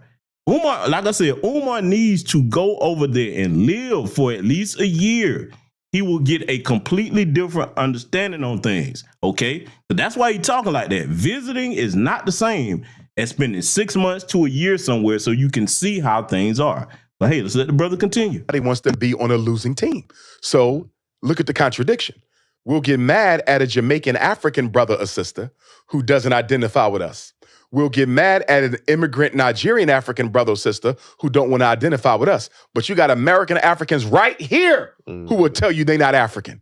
I'm a That's Cherokee. crazy. I'm a Native American. I'm an alien. I'm a this, I'm a that. And we don't say nothing to them. You see, so how is them not wanting to be an American African any different than a homegrown American African telling you I ain't African? You see what I'm saying? I get what you're saying. The harm is equal. So why separate it? See, as Pan-Africanists, we don't see, there's really no differences. The same isms and schisms and self-hate that we have in America, they have it in Africa. They have it in the Caribbean. There's Jamaicans who will tell you they're not from Africa. They got what, over in there, they don't really they have racism, obviously, but since the majority of the continent is black people, they have a whole thing called xenophobia now, like, where you discriminate from another African because they live in a different country. Like, you get what I'm saying? So they do, but a lot of the xenophobia, and it's not justifiable, but a lot of the xenophobia is economically related, because what happens is you live in South Africa. Right. He lives in Namibia, hypothetically. Right. It's the classes, you mean? No, stay with me. Yeah. So you are boycotting your job because y'all want higher pay. So they come to Namibia and tell you, get me 100 Namibians, come to South Africa, we need y'all to break this protest. You hungry, you got kids to feed, so guess what you do? You come across national lines and you break the South African protest. Now you just gave birth to that xenophobia. Why would you bring your black ass to my country and sabotage my fight for better pay? You see that? Okay. So a lot of the xenophobia in Africa is economically related. It's the white man, again, putting black people against black people. It's the... Now I got to stop him and add something to what he's saying, because, again, this goes to show you that if you haven't lived in some of those places, you really don't understand what's going on. He partially got that right, because what he spoke on does happen in different African, particularly South Africa. Let's got to tell the truth about what he's talking about. Here's the other thing that goes on. Right now, they have high unemployment down there. It's really bad, okay? It is terrible. And when we talking about poor in African nations, it ain't like over here. There ain't no government programs. If you ain't got it, you ain't got it, okay? So now, what a lot of our South African brothers and sisters are talking about when it comes to, primarily they don't want Nigerians down there, because I gotta say it, a lot of times when stuff be going on, it's a Nigerian behind it. I'm not being disrespectful, even other Nigerians know that. But what a lot of South Africans think, they be like, okay, you coming down here to take our jobs. All right, problem. The white people, East Indians, and the Lebanese, and soon to be Asians, control the job market down there in South Africa. If they don't hire you, there's no jobs to take. So unless you're talking about like the little street vendor jobs and stuff, they're not taking no jobs, because, look, they can't get them jobs, so they're not giving them to them. So you add to that the fact that they're like, okay, you not from here. Let me tell you something right now, and every continent of Africa know I'm telling the truth. Because, see, you can't fool me. I've been there. I know what I'm talking about. They call, like, if you're a Nigerian and you come to South Africa, they call you a foreigner. If you're a Kenyan and you go to Uganda, they call you a foreigner. Okay, any place, they call each other foreigners. They don't look at it as like, okay, I'm another African, even though I'm from a different country. They call each other foreigners. You go to some parts of Africa, especially as an African-American, man, or FBA, whatever you want to call it, boy, they got all kind of words for us, boy. I ain't talking about just a kata or yinbo. That basically means you like the white people. Okay, I could go on several different terms. All right, you'll mostly hear that in West Africa. You know, you have to tell, hey, man, I'm not no white person. Don't call me that, brother. You know what I'm saying? I'm black and proud of it, all right? But see, they basically mean that because you're from the West, and they kind of equate you to being like them since you have resources and everything. And you have to tell them, now, we don't do that where we from. We black all the time and proud of it, okay? Look, it's so much that he needs to go over there and just live, and he would get an understanding of what I'm talking about. Because everything that I'm saying over here tonight, you can ask somebody that's from the continent, they'll be like, yep, he not lying. That's what it is. No disrespect to nobody. I'm just going to tell the truth. But hey, I'm going to let him get back to it, man, because like I said, it's a lot that he just don't understand, but he needs to go over there and live, and maybe he'll get a different perspective. The same thing they do over here with us. It's no different. Right. So which division you think is more important to fix first? The division here in the U.S. or the division in Africa?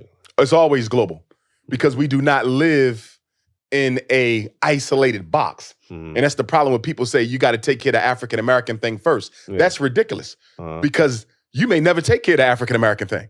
So the whole African world goes to hell because we didn't fix this first. And you'll find that you can actually do a better. See, this is another thing where we have problems with what Dr. Umar is saying. He believes so much in Pan-Africanism. Listen to what he's saying. And see, again, this goes to show that even brilliant people can make mistakes, because I'm not going to disrespectfully critique him. I'm just going to make it plain like I like to do over here. Family, right now, I'm going to show you how you can relate to this so that you'll see the mistake that he just made with what he said, with that statement. He said you may never take care of the African-American problem. Okay.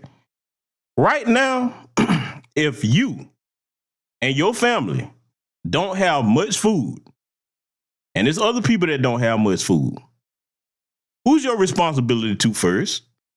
Particularly the brothers in here. You head of your household and your sisters. Is it your responsibility to take care of your family first or everybody outside of your family? Who do you take care of first? I'm gonna wait. Somebody tell me, because I'm going to show you where he made a mistake at. The problem is, if you don't fix home, like the old folks say, you got to sweep around your own front door first. If we don't get ourselves in an empowered state, how the hell can we help anybody else? You got to take care of your household first, Umar.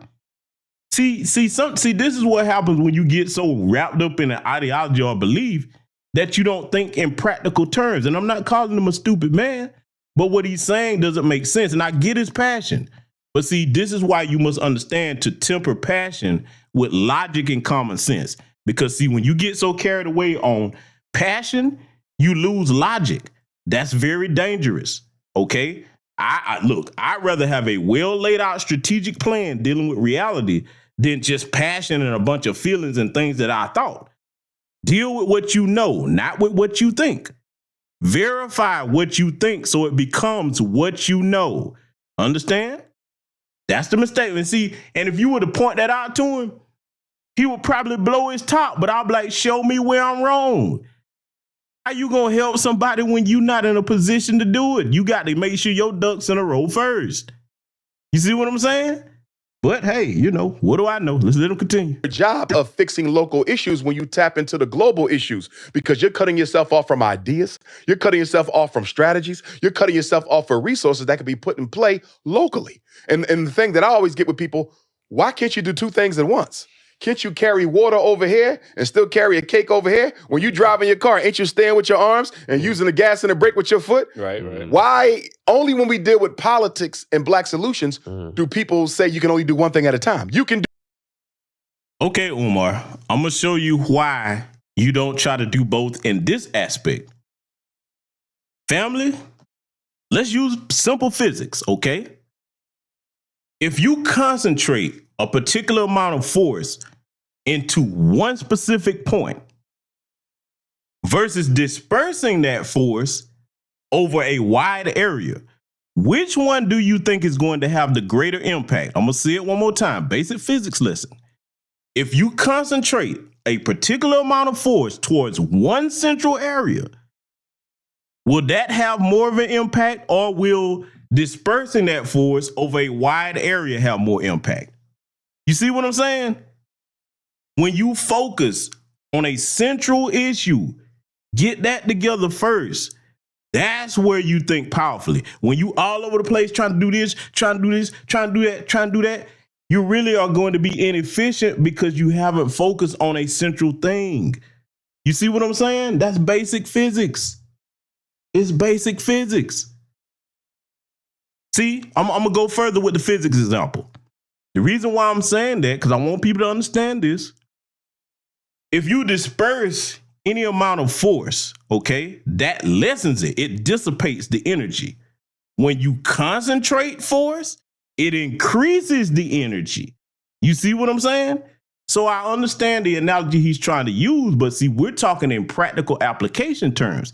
And I'm speaking in terms of understanding how our brothers and sisters over there think. I'm telling you, man, you start talking about pro-black this or that, they don't really understand that concept like that. It's tribe first over there. I hate to say it, but I got to tell it like it is. Let me tell you something. Anybody in here that's a continental African, you know I'm telling the truth about what I'm about to say next. When y'all political seasons come around, oh boy, listen, let me give you some advice. If you ever do visit the continent, political season, keep your mouth shut. Don't you say nothing about their issues. You better stay out of that. Politics over there is cutthroat for real. You understand me? Keep your mouth out their political discussions. They ain't none. Only thing you say, I want whatever the majority of the people want. I support that. I hope y'all get it. I'm not even from here. That's not my business. That's the safest way to do that. Okay? They take their politics extremely serious over there in any continental African nation that you want to name. All right? Take that advice from your brother. See, he don't really understand what he's talking about. He just don't know. It's admirable what he's saying, but you have to think things through with practicality in order to get things done the right way.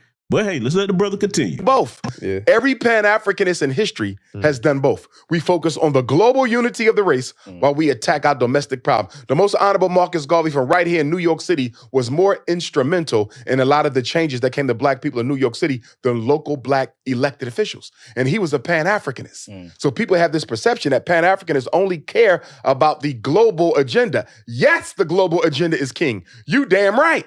But my local issues matter just as much. Because if I'm trying to organize people to join the global fight, your local issues matter more, because if you're disorganized at home, you will not be organized abroad. what better way to do that than to show and prove where I am? You understand? Right. I'm a Pan-Africanist, but name me a school psychologist who puts some more work for our kids than me right here in America. Nobody. Right. Historically, there's no psychologist who's ever done for black people what I've done for black people as it relates to training parents and making sure they can protect their children. I'm the greatest in that area. I salute him on that. Hey, it's hard to argue that. I give him his props on that. But I'm still a Pan-Africanist. Why can't I do two things at once? Right. I'm going to Johannesburg next month, Ethiopia next month, Guadeloupe, Jamaica. I could still be in the streets of Philadelphia protesting. I could still be in New York handling what I got to do. You follow what I'm saying? Right. Our problems are multi-systemic, and the solutions must be multimodal as well. We just can't put all eggs in one basket and wait for that basket to sell before we get another basket. That's ridiculous. Your work. No, it's not ridiculous, Umar, because see, in order for you to be effective, keyword effective, and do multiple things at once, you're going to need one thing that you have not shown that you can put together yet. A team. You understand me? The only way he's going to be able to do what he's talking about is to get a team, delegate responsibilities to those people and say, okay, I'm going to Johannesburg. I need you to handle this protest over here. Until you learn to work with a team, you can't do what you're talking about, my brother. And as intelligent as he is, he does have an ego. And that look, an ego always works against you. Okay? Everybody has one to a certain degree, but that must be put in check and it must be controlled, because in ego, let me tell you why an ego is very dangerous. It blinds you to things about yourself that you need to correct, and it makes you think that you're perfect. In other words, might make you laugh. Those people that suffer from an unchecked ego, you pretty much like the emperor that don't have any clothes. You're running around naked and everybody telling you, you know, hey, nice outfit, but you really don't have no clothes on. I like to make it plain for my people over here. So let them continue. Working on something while he's working on something, while you're working on something, while I'm working on something, while he's working on something. There is no one problem at a time. That's ridiculous. Right. So, you know, what would be your solution to reparations, and how should that be? Well, for me, a couple things. Number one, the psychological cost of reparations has not been effectively quantified yet. That's being left out of the conversation. You can get more for psychological damage than you could get for unpaid labor. You feel me? 246 years of unpaid labor, that's nothing compared to the psychological terrorism that white people has reaped on our ancestors. That's in our soul, in our DNA, in our blood. Right. Okay, Umar, why haven't you presented an argument with that? Okay? If you're going to go there, and he does have an argument with that, why haven't you drafted up a presentation, some type of documentation to go speak before a reparations committee and say, hey, listen, look at the psychological damage that's been done to our people over here. We need reparations. Why haven't you done that? But see, when you got your energy focused all over the place instead of a central focus, this is what happens. Let them continue. I hear enough people talking about the psychological cost. That's your biggest pay right there. And when I say pay, I don't say cash, because I think cash payment is a trap. I don't have a problem with cash being on the list, but it should not be primary, especially now, because you have BRICS, Brazil, Russia, India, China, and South Africa, who are about to float their own currency. They're going to tie it to the gold reserves in their countries, and that's going to drop the value of the dollar. So I've gone here many times, and I'm going to go here yet again when people get to talking about the value of the dollar ain't worth nothing. I'm going to make it simple. If the dollar was not truly worth anything, they would just go ahead and pay reparations. You know why? Because white supremacy loves to see you be the butt of a joke that you don't get the punchline to. They're like, yeah, shit, you know what? This dollar ain't worth a damn. Go ahead and get these niggas this money. Why they fighting so hard not to pay us our reparations if the dollar is just, the value of the dollar is just so worthless? And let's deal with this BRICS thing that people keep talking about. Let me go ahead and break that down. I'm going to make it simple and plain for everybody to understand. Brazil, Russia, India, China, South Africa. The two power players in that are Russia and China. China is the head. Okay, let's be clear. That's the most powerful nation in that. Russia would be second. Those other nations are subsidiaries. They will have no power and control in that situation. You understand me? Because China and Russia are like, okay, we're going to divvy up the power between ourselves and exploit those other nations. South Africa, I got to tell you right now, you're going to be the one that's got the least amount of power because they don't even respect you on the world stage. They don't. If you doubt that, just look at how your diplomats were treated recently when they went over there to Ukraine. One of the Ukrainian presidential officials basically called them incompetent. I'm being nice with what he said. Look it up. Don't take my word for it. So listen, man, stop that stuff. The dollar ain't gonna be worth nothing. If the dollar wasn't worth anything, white people be walking up to you handing you bundles of money. Because see, white people, if something don't have value, they'll let you have it. Oh shit, get that to them niggas. You see what I'm saying? So keep that in mind, family. Let's let them continue. If the US dollar is about to plummet, why in the hell would you accept payment for your ancestors' dehumanization through a worthless American dollar? Right. Yeah. Money is a trap. But all these thirsty reparations people, all they want is some money. I mean, let's just be honest. Half the people talking about reparations just want to check. Yeah. They have no vision for changing nothing for Black America. They have no history of grassroots struggle. They're YouTubian opportunists, most of them. They're not deep thinkers. I honestly don't think. Oh, I got to get at him for this. I got to do it. See, I'm going to do it in a classy way, and I'm going to teach a lesson. Dr. Umar, I'm going to say this to you out of love, brother. Stop taking shots at the brother Tariq Nasheed. Because, see, we're going to deal with facts and accomplishments. It took you 10 plus years to get the funding for your school.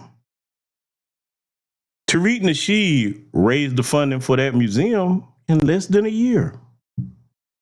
Then he got the museum, even though it wasn't in the original spot, due to the politics of land ownership over there on the West Coast, primarily that area. Okay, he had to wrestle and fight to get that because over there, it's not about if you got the money. It's about, okay, yeah, nigga, you got the money, but we ain't gonna sell it to you. So he had to struggle to get that. Nonetheless, with the help of the grassroots, the brother got mission accomplished. The museum is open now, and it is providing jobs to the community. It is helping educate our people. Brother, in the beginning, you saluted the brother Tariq Nasheed for that accomplishment. Then when you got to thinking about it, comparing it to what you're going through, partly because of your ego, good brother, you got jealous and you started taking shots at the man. That is classless, Umar, and not only is it classless, I'm saying this beyond you, Dr. Umar. I'm saying this for all young Black men, especially Black people, period, but especially young Black men.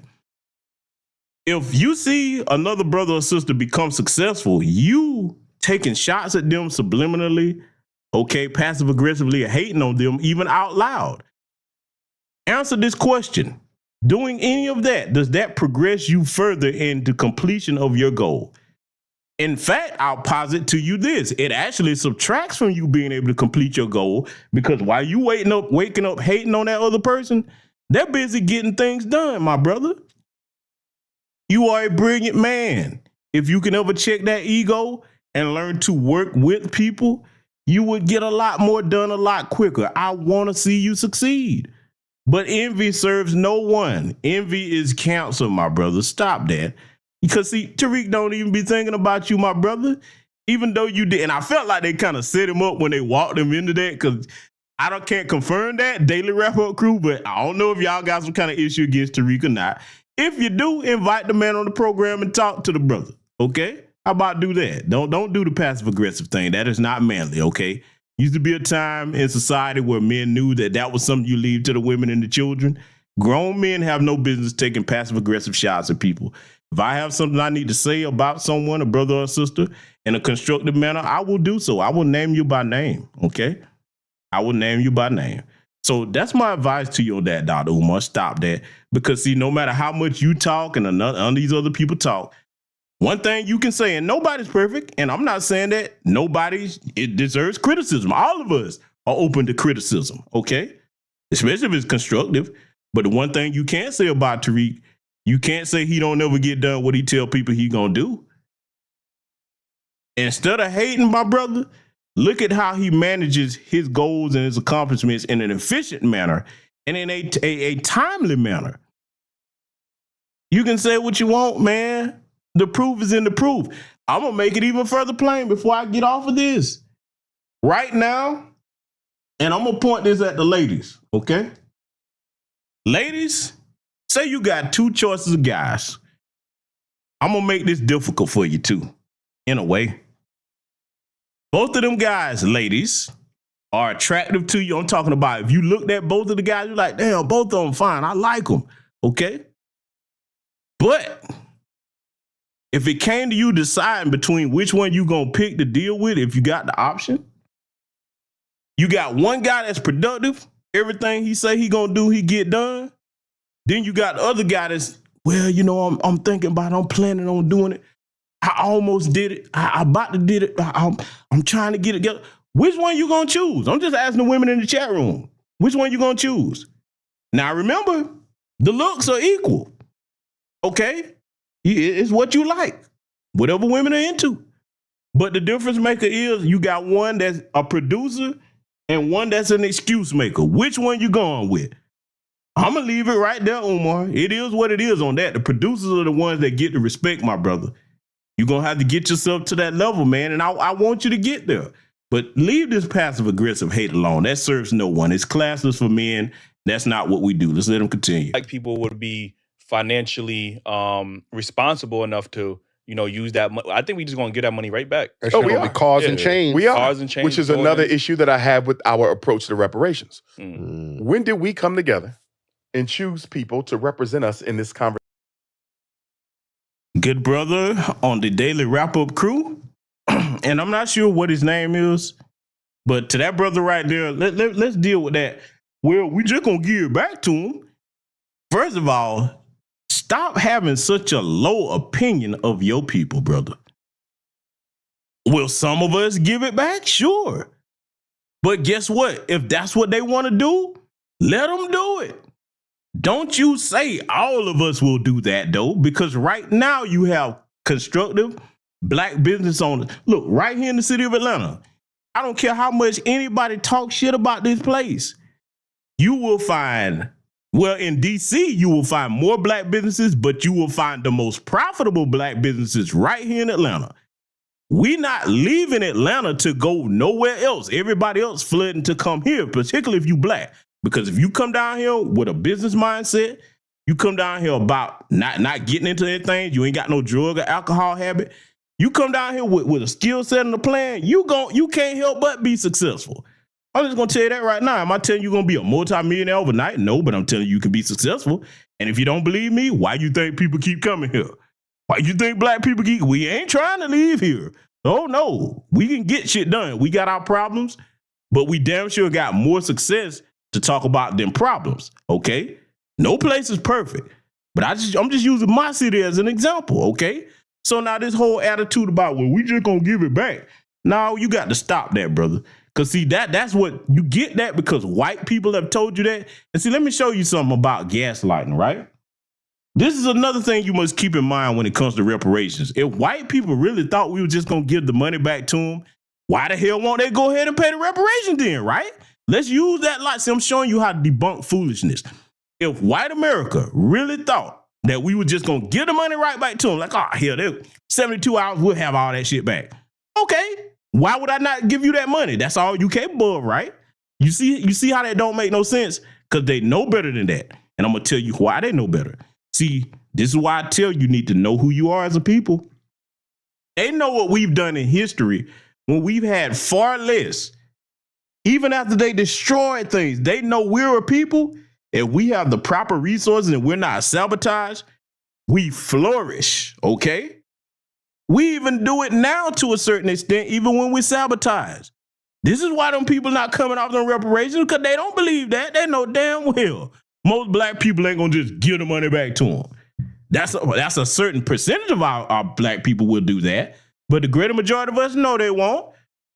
You know what? Fact of business. Let me go here with it. How many of you in the chat right now, if they decide to pass reparations today, how many of y'all gonna give it right back to them, huh? I'm asking. I ain't gonna judge you. Tell me, is there anybody in here in my chat room, get your reparations check tomorrow? You gonna give it right back to the folks? You just gonna go spend it out. You ain't gonna start no businesses, ain't gonna buy no land, no property. You just gonna give it back, huh? Anybody gonna give it back? I'm just saying, no. You know, because I might be wrong. It might be some of y'all, yeah, G-Bitch, you know what? They got me, man. I'm gonna go straight to Gucci. My whole closet gonna be Gucci. I'm gonna get Gucci carpet, everything. You know what I'm saying? So it might be some of y'all in here, but hey, you know, no judgment. Oh shit, I'm saying a lot of people saying hell no. So I don't really see nobody in my chat room saying that. You know what? I think I might need to have a Twitter space soon when I'm able to. I've been saying that for the longest. I'm gonna really try to make that happen. Because I need to hear from some of y'all in real time on this particular issue. Because see, that's got to be stopped. And you know, no disrespect to him. He's a young man. He don't know that what he's saying is very ignorant, and it has a low opinion of your people. And he probably hadn't even thought, okay, brother, why do you think that? You keep looking at the people that do misuse money, but what about all the black people around you that don't? As if they don't exist. You see what I'm saying? See, this is why you have to challenge these types of mindsets. But hey, let's let them get back to it. Conversation and then it's negotiation. Who is it though? People are self-selecting themselves. You know why? Because we are disorganized. So before there's any reparations conversation, before there's any distribution of reparations, we have to first organize and elect the people we want to represent us. You just can't have somebody on YouTube popping up, I'm the face, I'm the face. That's why Black America always gets exploited. Because we are disorganized, anybody can claim to be the leader. You can go out here right now and say you're the leader of Black America, and guess what? Nobody's probably going to oppose you because we are so disorganized. And a disorganized people are ripe for opportunists. Opportunists love disorganization because it gives you the right to do anything and not be held accountable for it. So number one, we need to be organized. And until we get organized, there should be no conversation on reparation. Because I'm gonna tell you what No, my brother, not because you say so. And by that logic, okay, what's to stop people from saying you calling yourself the Prince of Pan-Africanism? By your logic, the same thing could be said about you. And I'm not saying it. I'm just showing you how that works against you. But no, you're not going to sit here and tell us that because you don't think we're organized, that it shouldn't be no conversation on reparations. I ain't going to even go there about the Cuban thing. I could do that and be petty, but I'm not. So no, you don't get to tell us how we conduct our reparations movement. You don't. You can either support it or you can either move out the way. But you're not going to dictate terms to us on what we should and should not do if you're not fully invested in it. It's just not going to happen. Let him continue. white man going to do, we already know what he's going to do. He's going to look for people he can use. And he's going to give the reparations to them. And he's going to dictate how they use the reparations. Y'all follow what I'm saying? Yeah, definitely. So he's not sweating this. He said, okay, this is how y'all want to handle this? No organization, no conversation. Just a few, okay, well, let me select him because I know I own him. And let me select him. I know I own him. And y'all going to use this money just for basketball and football. You understand me? Right. It'll be a joke. Right. A disorganized people should never go to war with an organized people. Right. That's valid. There has never been a war in history where a disorganized group of people won against an organized group of people. Show me where. We can't. And reparations will be no different. On top of that, you need an infrastructure to catch the reparations, to make sure that the black dollar circulates several times before it leaves your community. Right. The black dollar leaves our community in less than 24 hours. So if you accept a cash payout, all you did was serve as a middleman between the Federal Reserve and every thirsty merchant in the black community raping us financially. Because Now let me go ahead and deal with this because see, the average person that doesn't think critically on certain things, they would be like, well, you know what? He sure is right. No, you're not, Dr. Umar. First and foremost, when you say that if we got paid reparations, well, we first need institutions to catch the money and hold the money. Jewish people didn't have that when they got theirs. No other group had that when they got theirs. Furthermore, the state of our condition and our people right now, as a collective, okay, even though we have individuals that are wealthy, all right, most of those people don't have the startup capital to build those infrastructures. You don't just get infrastructure and institutions out of thin air. You need money to build that, okay? So if those people got reparations, they would build said institutions. But that's a fallacy, you saying, oh, well, we can't get it until we get these institutions. See, that sounds good to somebody that doesn't think critically, but I'm looking at it like, no, Dr. Umar, that's backwards. If black people had reparations, we could build these institutions which you speak of. You would have the money to complete your school. Because I think he's half FBA, okay? Half Cuban, half FBA, if I'm not mistaken, okay? So see, sometimes when you say things like this, when people like him say things like that, they don't really think it all the way through. And then again, I'm not going to even disrespect him like that. I think he knows better than that. I think he knows better than what he's saying there. He has to. That man is too smart not to understand what I just said. So I ain't going to disrespect him that way. Even though he's being disrespectful and disingenuous towards us with those statements. No, Dr. Umar, that's hustling in reverse. And case in point, I'm not trying to be petty, but look at the situation you dealing with your school. You had all that trouble because you was hustling in reverse instead of trying to work with people and do things the right way. And you still struggling right now with that. And I want to see you succeed. But hey, let's let them continue. Every penny you get from reparations is going to go to the Chinaman, to the Arab, to the Jew. Yep. It's going to Mercedes. It's going to Nike. And then black people say, you don't know that that's true. Yes, I do know that that's true. You know why? Because as a psychologist, the best predictor of future behavior is current behavior. Right. And so you mean to tell me we're going to radically change our spending habits with the reparations money? Yes. First of all, when they start talking this French talk, we and our and all of this, you're not going to sit here and judge all of Black America by what that percentage of us that does that with their money do. You're not going to do it. That makes no sense. We're the only group of people that folks outside of our community and some people like him in our community try to say we'll take the lowest common denominator and judge the entire group by that. You go try that with the Asians, the white folks, Hispanics, East Indians, and Arabs. You go try that. Go pick out the least common denominator in their group and judge the entire group by that. They're gonna check you immediately. No, Dr. Umar. No, you are wrong. No. You try, and basically let me show you how insulting that is. Dr. Umar and anybody that thinks like that, basically what you're saying is you relegating the cognition, okay? You relegating the cognition when it comes to economics of Black people to the Pookies and the Ray Rays in the hood and people that value that kind of stuff. That's what you basically trying to say, that everybody in Black America think that way. That everybody just running around trying to buy name brand stuff. In other words, you just completely discounting the Black business owners that don't do that, okay? How you gonna discount that? Because we have responsible Black business owners, okay? You can't tell me nothing about that. I'm in a city full of them. I'm one of them. Never mind all of us, huh? Just put everybody in the same boat. You see how asinine that sounds when you break that down with some common sense? Just let them continue. When you've never been responsible with your own damn money? Mm-hmm. What happened to all the stimulus checks Black America got? What we do with that for the people? What about our tax returns? What do we do with that for the people? What have we done since Dr. King's murder 55 years ago, financially and collectively, to transform our reality? Nothing at all. And that's why I've said I do not believe that the current generation of African people should be responsible for the dissemination or discussion over reparations, because we haven't done anything worthwhile that will entitle us to that type of responsibility. Right? So, wrong, Dr. Umar. You're not going to sit here and just completely discount the Black people that are out here doing the right thing, creating businesses and jobs for people. You can't do that because it exists and we can point to it and show you. You trying to see, basically the statement that you basically making is saying there's no qualified Black people to do the right thing in a responsible manner with a reparations check. Do you know how disrespect? Look, let me ask you this question, because we got to start challenging people like this, even if they're very intelligent. What's the difference between the way he talking now versus a white supremacist conservative?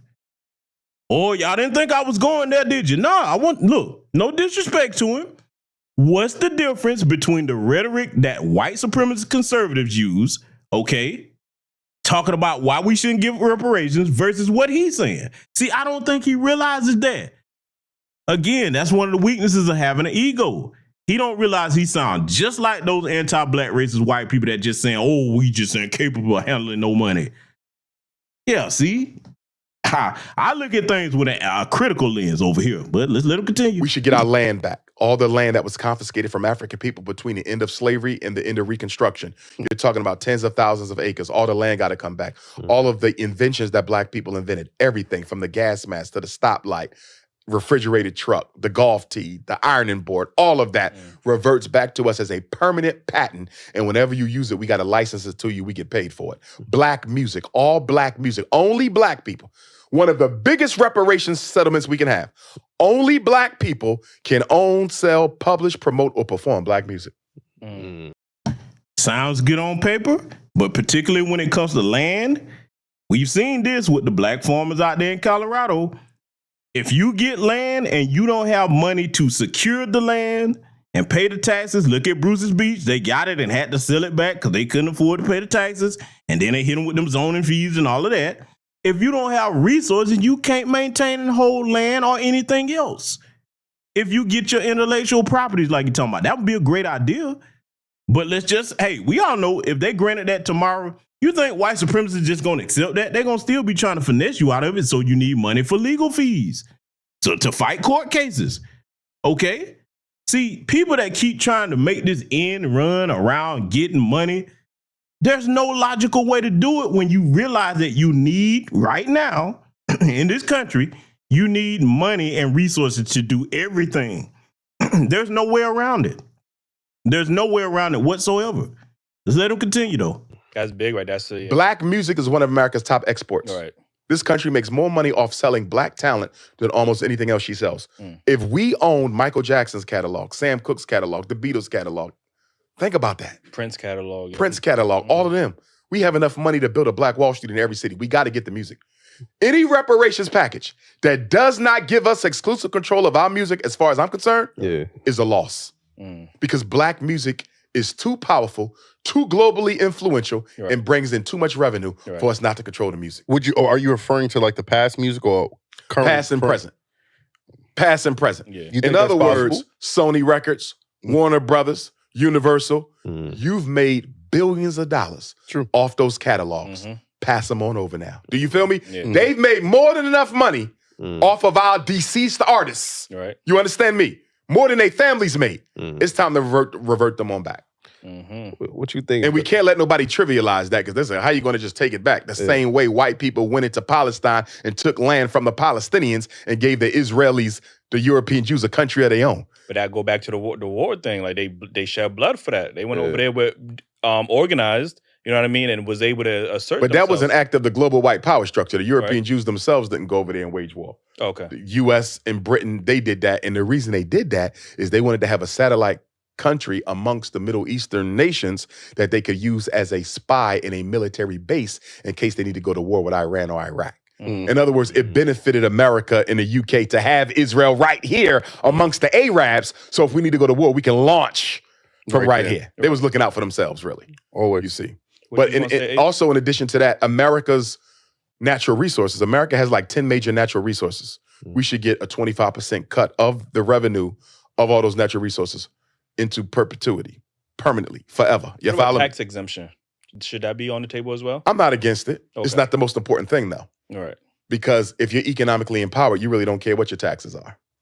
We have to Because think like the like Native wealthy. Americans, that don't they get like aren't they like Right, Dr. Umar Johnson. See how he doesn't even realize how he defeats himself when he starts talking against cash payments.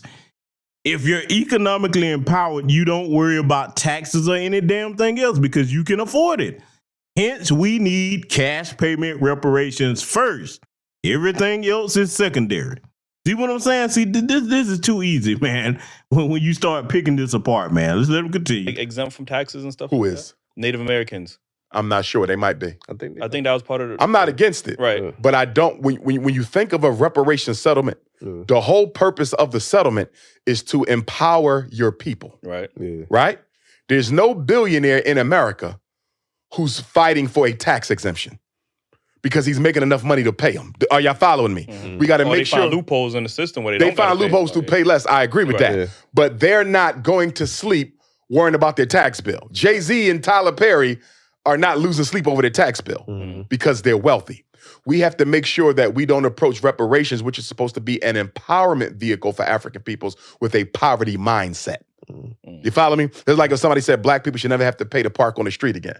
Who the fuck cares? Right. Do you feel me? If you got enough revenue coming in, who cares about that? Right. If we have to be concerned about a tax exemption, then you're automatically telling me that whatever we're getting for reparations isn't enough to sustain our families. You feel me? Yeah. If we got to be concerned about a tax exemption, whatever we got on that reparations list is not enough to sustain us. Because if you still got to hide from your taxes, you're not making enough money. You feel me? That's right. So that means we got to go back to the drawing board.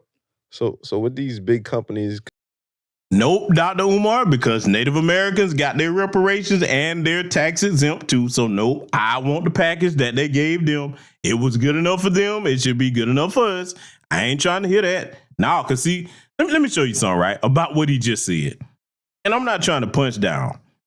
I'm going to use myself as an example of other people that are in my tax bracket. When all this inflation hit, we didn't like it. Yeah, we didn't like it, but those of us that had the means, we were like, okay, I don't like it, but I can still afford things, okay? So it was an inconvenience, but it ain't like we were like, oh, man, I hate this inflation. I mean, I hate it, but I'm just saying, look, we're like, all right, we'll make it. Now, why did I say that? I'm saying it to give you the contrast and comparison to the Native Americans. You're not going to hear them complaining about, hey, man, well, since you gave us the reparations, we don't need the tax exempt status. They're like, They're like, that's more money for us. You damn right. Think about it. You got your reparations coming in and it's tax exempt. You see, look, don't you ever let them, and see, this is what the pretendians try to do. Because, they finesse themselves in there with the Dawes Rose finesse that they pulled, the $5 Indians, pretendians. Don't you ever let them try to pull them off. You talking about, we poor on the reservation. No, they're not. Do you know how much money they get monthly from them casinos? Let me tell you, see, they don't really talk to y'all about this, but I know for a fact. I should put that up. They probably wouldn't even let it stay on YouTube. Do you know that those Native Americans that have got their reparations on them, some reservations up there, every citizen in that tribe get a cut of that casino money monthly? Monthly. And I ain't talking about no couple of $100 neither. Oh, no. No, y'all don't understand, boy. Yes, they do got money. Look, if you poor, and I'm saying, I don't care how mad they get, if you poor on one of them reservations, that was a choice, buddy. You chose to do that. Oh, I have no sympathy for you. They get big paper. On top of all the other grants and benefits they get, no, Umar, no. I want what they got. They work for them. We need to get some of that. Let's let them continue. Controlling like the politicians. Mm-hmm. How likely you think it is for us to get our music back from these big companies?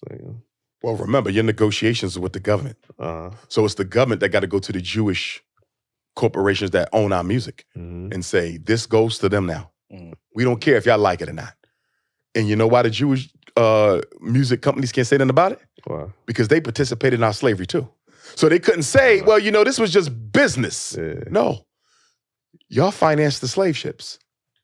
You were the ones who paid the slave masters for slaves who showed up deceased or missing an arm or missing a leg, or the ones who committed suicide. European Jewish companies were the biggest financiers and insurers of the slave voyages. They were also slave owners. Okay? The Secretary of you War. Border in anti-Semitism. That's what they're going to say. No. Right This now, is truth. Anti-falsehood. Secretary of War for the Confederacy, I believe, was a European Jew. He owned over 100 slaves, I believe. So that's not enough bloodshed. You get what I'm saying? The time of slavery, all the black people that died, that's not enough bloodshed for us to get reparations the right way. Of course it is, but here's the problem. Here is the problem. You were enslaved to give white people an eternal advantage over everyone else in the world, economically and politically, including you. With reparations, you're asking this white man to undo, repair, reparations. You're asking him to undo the unfair advantage he spent the last 500 years building for himself. Right. And that's why I'm going to go back to my earlier point. I don't think we get reparations without war. People have went to war for less than what we are entitled to. And here's the big question you got to ask yourself. Because from a Garvey perspective, it's all about power. It ain't about equality. It ain't about justice. It ain't about Jesus. It ain't about voting. It ain't about being an American. It ain't about equity. You know what it's about? The power you have to force the white man to do what he don't want to do. And here's my question. What are black people going to do if the white man gets on television right now and say, I'm not getting anything for reparations? We took a poll and most Americans don't feel it's necessary. Enjoy the rest of your week. We already know what's going to happen if they decide to do that. We saw that when they killed Dr. Martin Luther King. It was called Holy Week. Some call it Hell Week. So, Umar, you asking questions you already know the answer to. And see, I'm going to call you out on something, brother. You keep talking about, well, we wouldn't get reparations unless we had to go to war. You know you're not prepared to go to handle that. So why you keep talking about that? See, that's what you do when people start doing that. When they start saying things that are so outlandish that they know they're not even prepared to engage in, nor do they support that. Right now, if that popped off, you think he gonna get his little old twistified head up and actually go into combat for anything? No, you not. No, you not. You gonna be on the first ship smoking to whatever African country you can get to, brother. And then you gonna learn some things when you get over there too. Okay? I'm just calling it what it is, okay? I ain't trying to be funny. I'm just saying. So all this, oh, well, we ain't gonna get this unless this happens. Listen, we've made these people produce justice without going to actual war many times in this country's history. Many times. Sometimes it did take that. When you look at the lives of John Horace and other Maroons, okay, Nat Turner, Denmark Vesey, so on and so forth.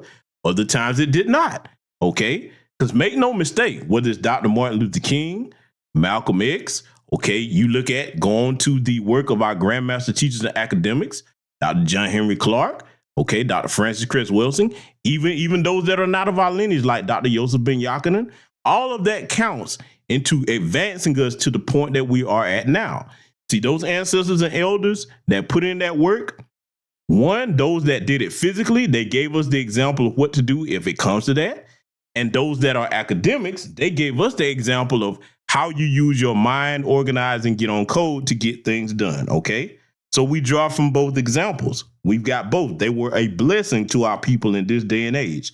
This is why we revere them so much, and we mention their names to honor them, because they did a lot for us.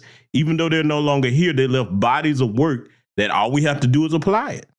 Right now, we have a living elder, Dr. Claude Anderson, okay? Dr. Claude Anderson, Powernomics. Let me tell you something. It works. How do I know? Where I am now is in large part because I followed what was in that book. Oh, yes, in that series, okay?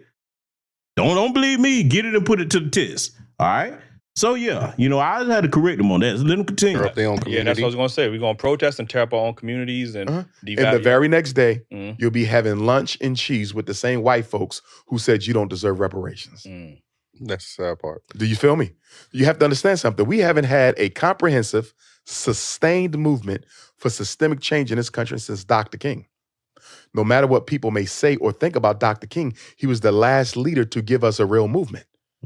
Nobody has given you a movement since Dr. King. You've had your Million Man Marches for one day. You've had your Al Sharpton rallies for one day. You had your Jesse Jackson get-togethers for one day, but you have not had a movement, not a sustainable one, not a comprehensive one. The last time was Dr. King. The point that I'm making, black people are politically lazy. No, wrong again, Umar.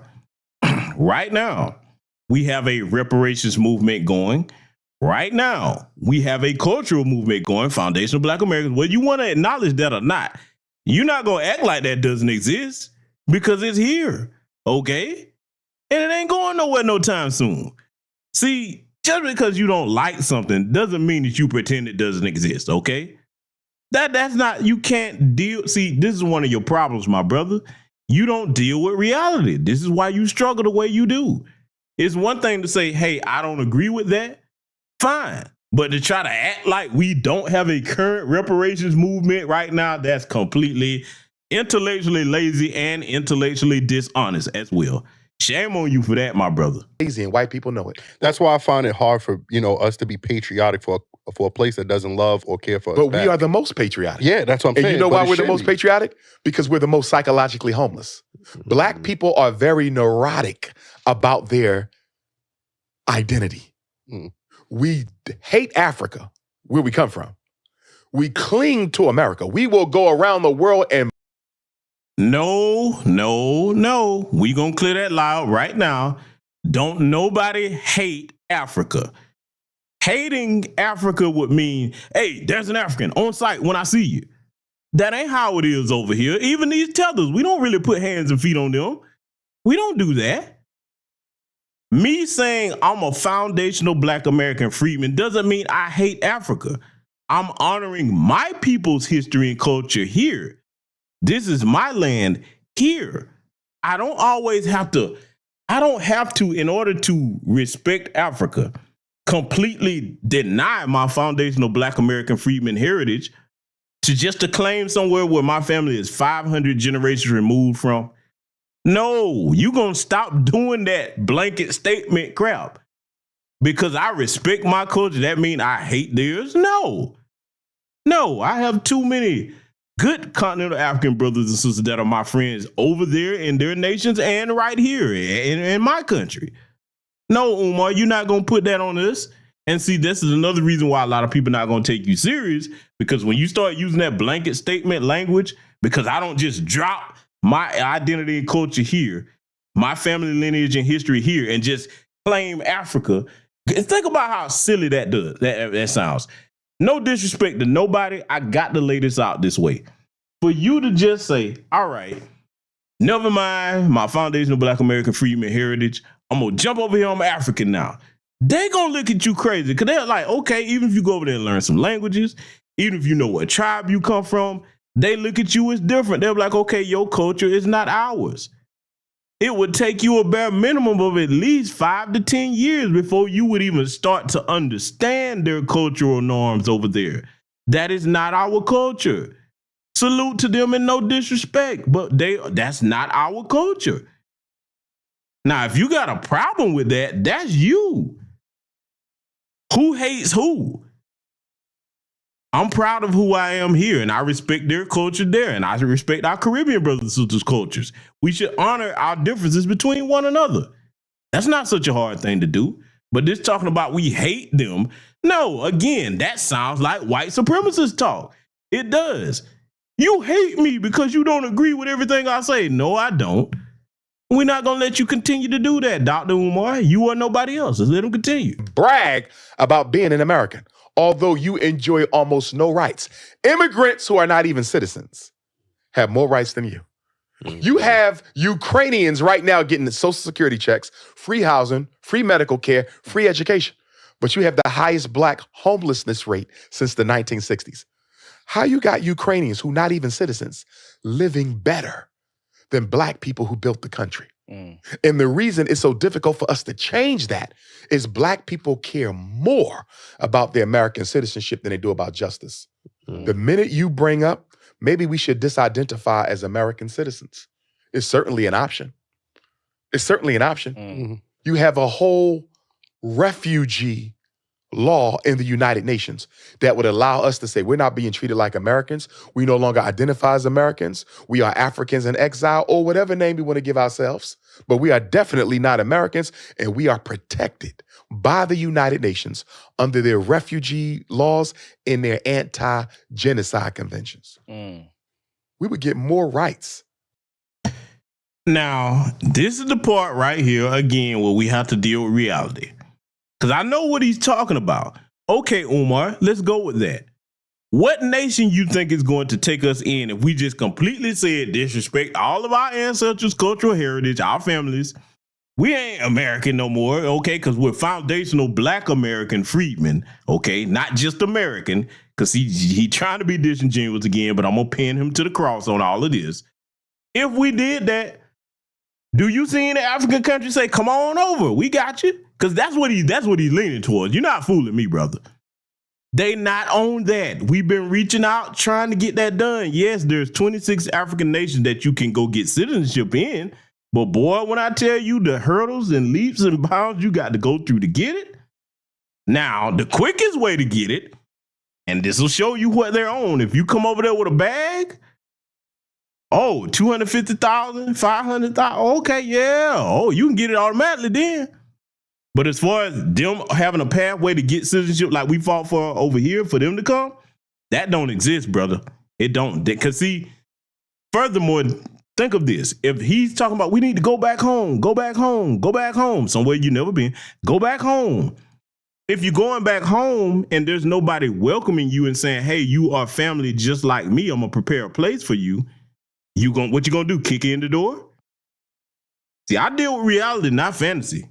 Boy, I tell you, boy, let's let them continue. As refugees in this country than we do as so-called American citizens. I mean, everybody else have the location. They got Little Italy, Chinatown. Mm-hmm. There's no place. No Little Africa. Nowhere in this country where you go where black people own the school, the hospital, the bank, and the supermarket. Facts. 4 major institutions, not to mention manufacturing and distribution. If we had reparations, we could own all of that, Umar. But we are $2 trillion a year. Mm-hmm. $2 trillion a year. No institutions.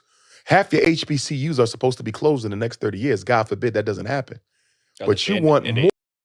Let me get him on this HBCU thing too, because that's something I've been needing to correct. I'm going to take the opportunity to do that here tonight. There really aren't any HBCUs because if they were built and funded by white people, then we don't own, operate, and control them. So that's a misnomer term, to be honest with you. It's an HBCU in name, and if you look at them today, it's mostly full of immigrants. You got black students that's having trouble getting into them. So no, until we get reparations and build our own institutions, that's what he keep talking about, right? We need to build our own black colleges that we own, operate, fund, and control. Then we can say it's an HBCU. Don't tell me it's an HBCU when some of them schools are named after white people. You don't get out of here with that. Everybody keep hollering about HBCU, HBCU. We don't run them. No, Umar, no. More money. But you want more money. To do what exactly? You mean to tell me you can't spend the $2 trillion you got responsibly? Mm-hmm. But now you want the ancestors' money so you can splurge. Oh boy, this might be the comment of the night right here. I don't know if this is a brother or a sister, but boy, let me tell you, salute to this brother. I got to read this. Or sister. The TBI brother says, watch this, family, because they got the right idea. Why didn't all the countries in Africa, 54 of them, different nations, help him build his school if they're on the Pan-Africanism? Ooh. Hold on, brother. I got to give you the sound effect for that. Oh, man, I got to give you the sound effect.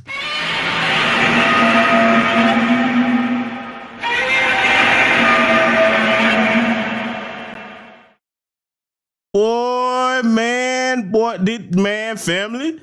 I'm going to tell you, boy, that's one to hit him in the head with right there, boy. That's one to hit him in the head with, Umar. Ooh. If they believe so much in Pan-Africanism, why didn't each of them, or even a handful of them, even if it wasn't but 10 nations, why they didn't donate to get your school popping? Better yet, Umar, I'm finna add something to the TBI statement there. Why didn't they say, hey, Umar, you having a hard time getting your Pan-African school out the ground? We got a school over here in whichever African country, and we got some land we're going to give you so you can get this school popping. Oh, my God, boy. Boy, don't y'all take that information into them Pan-African spaces, boy. They will jump through their phone and try to choke and strangle you. Oh, my God. But, hey, the truth is the truth. Let's let them continue. That, too. If I had a vote, I vote no. That money, none of the restitution package gets disseminated amongst Black America until Black America organizes itself and begins to act responsibly. I would say this, build the institutions with the $2 trillion that you got. And once you build the institutions, then you get the reparations.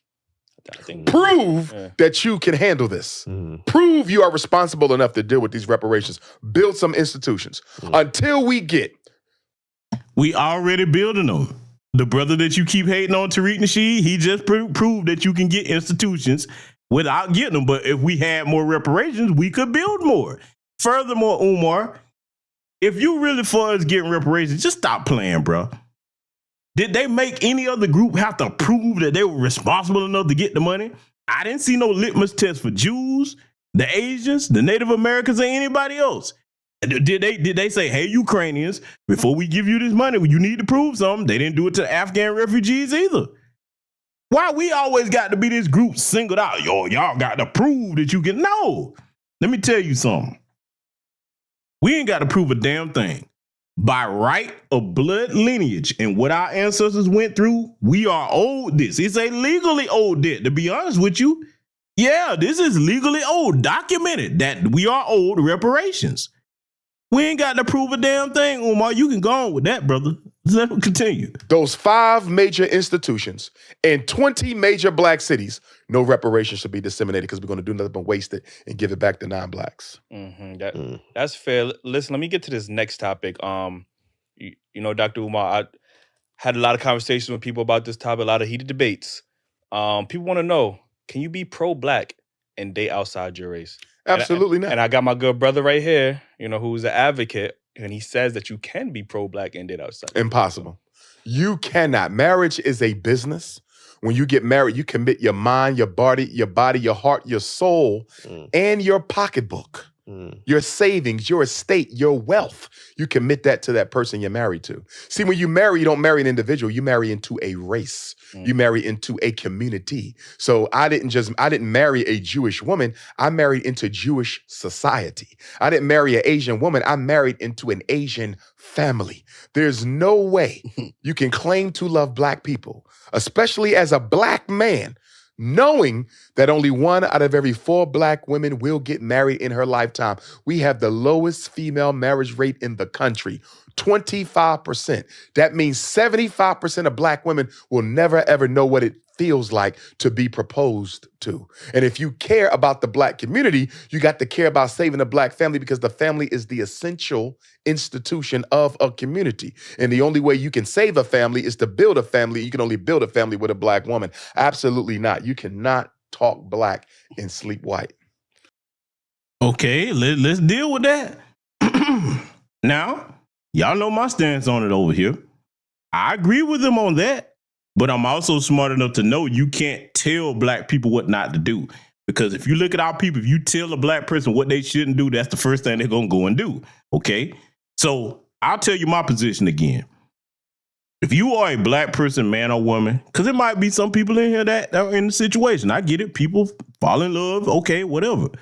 But if you are, you better be sure who you're dealing with, because I've always said, if you do that, out of millions of black people here, or whether you go to the Caribbean, Africa, get you a wife or a husband, I would have to question, like, okay, well, what was it about, you just had to go outside our community to get somebody to be with? Okay, and I understand what we're dealing with right here, because trust me, I'm going to break that down on the next part of this interview, okay, when I do that tomorrow, all right? I think I got that scheduled for tomorrow. But what I'm saying is this.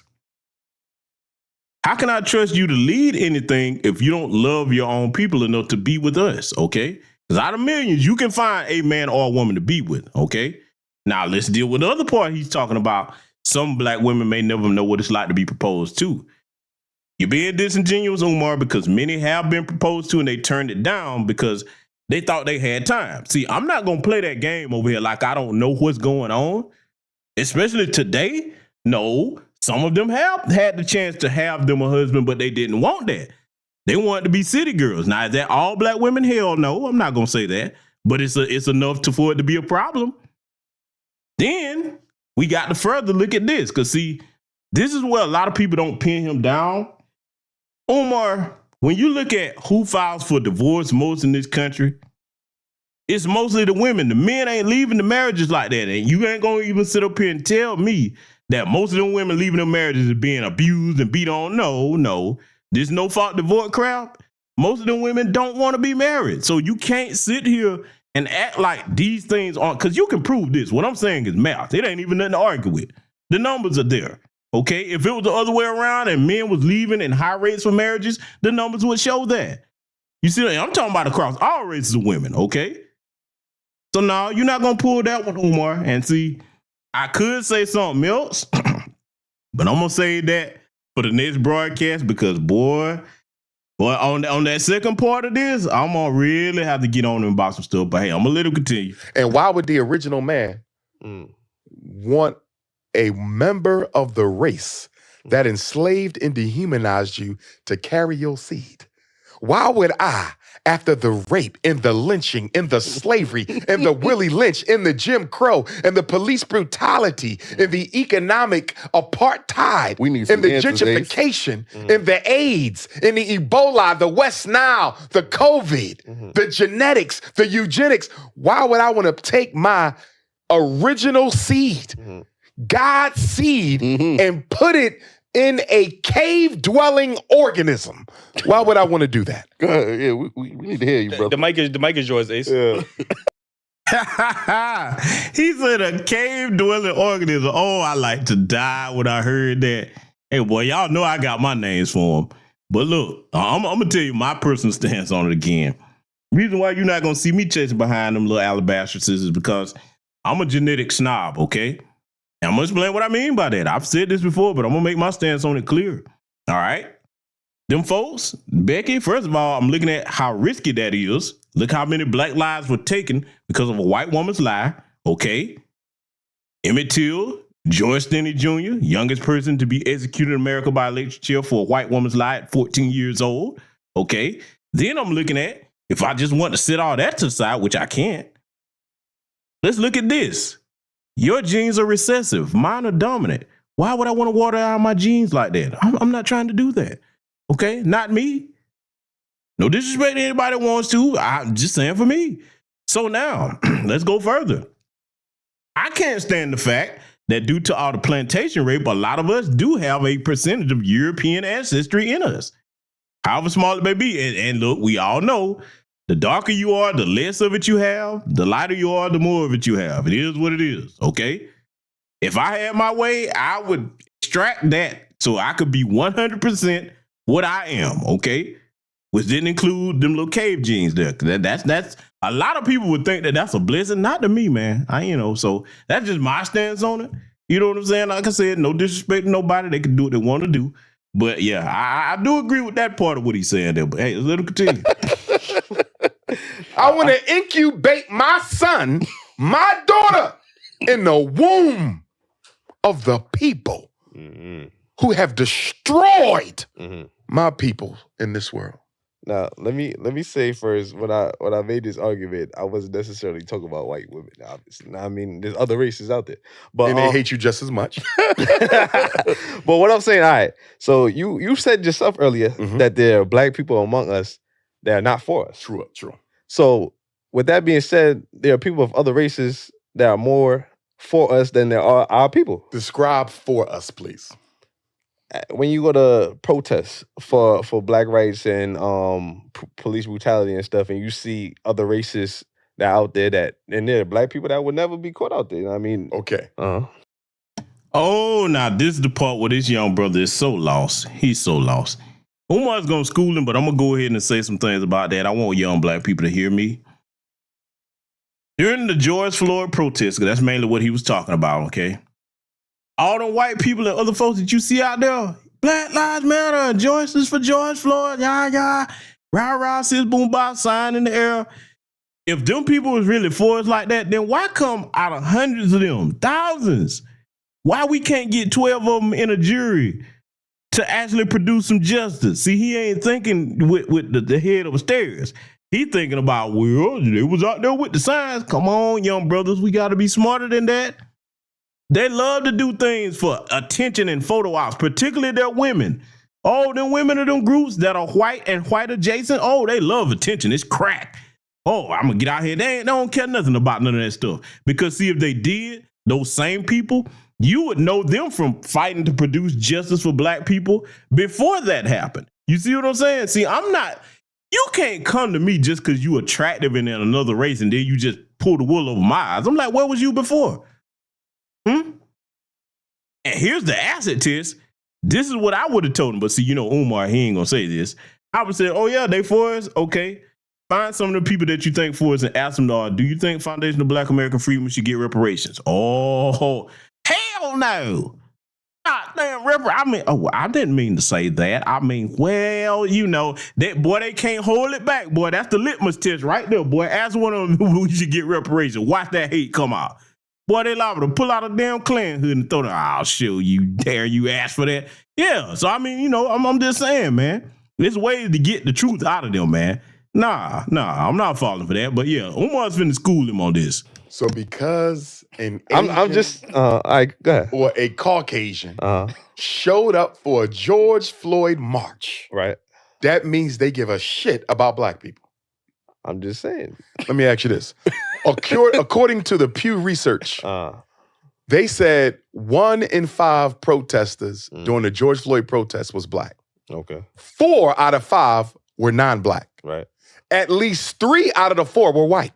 So the George Floyd protests were mostly white people. Okay. If white people care that much about black ain't folks, no changes. why didn't that woman who got Emmett Till murdered, why was she never arrested? Still, If white people care that much about black After the life, confession. why all these police that's going around killing black folks are not being held accountable? If white people care that much about black life, why don't we see it in the political and economic realities of black people? Facts. You know why they showed up to the George Floyd march? Why? To dissipate the power of black people and to redirect the focus of those marches. White people outnumber black people 5-1. So if you let them in, they automatically take control by virtue of their numbers and redirect it. And so Nancy Pelosi and the Democratic Party turned the George Floyd march into a damn celebration for Joe Biden. Joe Biden votes in the Democratic Party.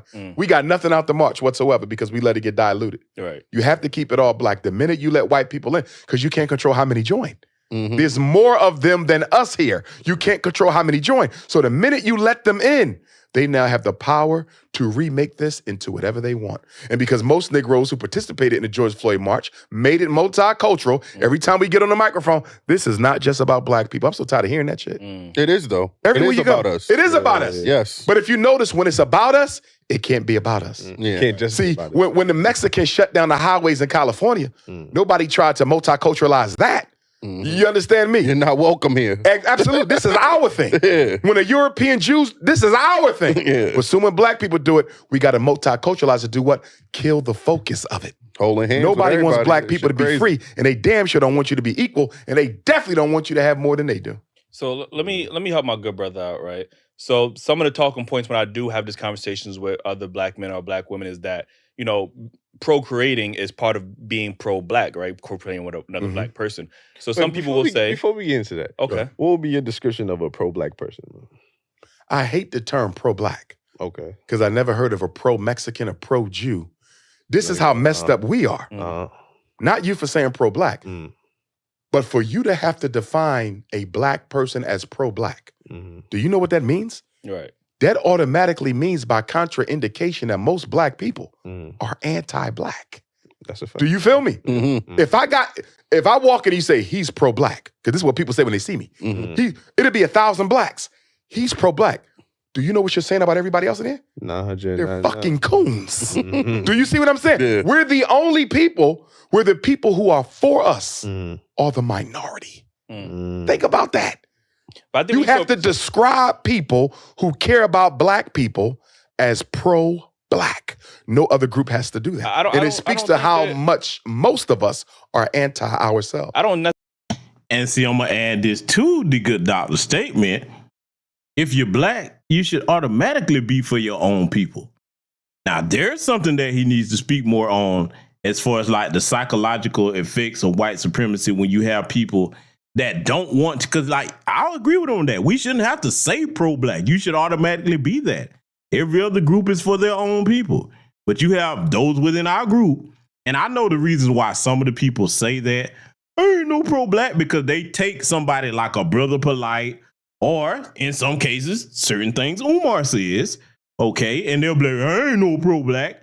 And instead of being connected to the original black grassroots and those of us in new black media spaces, you see everything we talk about in these spaces is practical, okay, for the empowerment and protection of black people.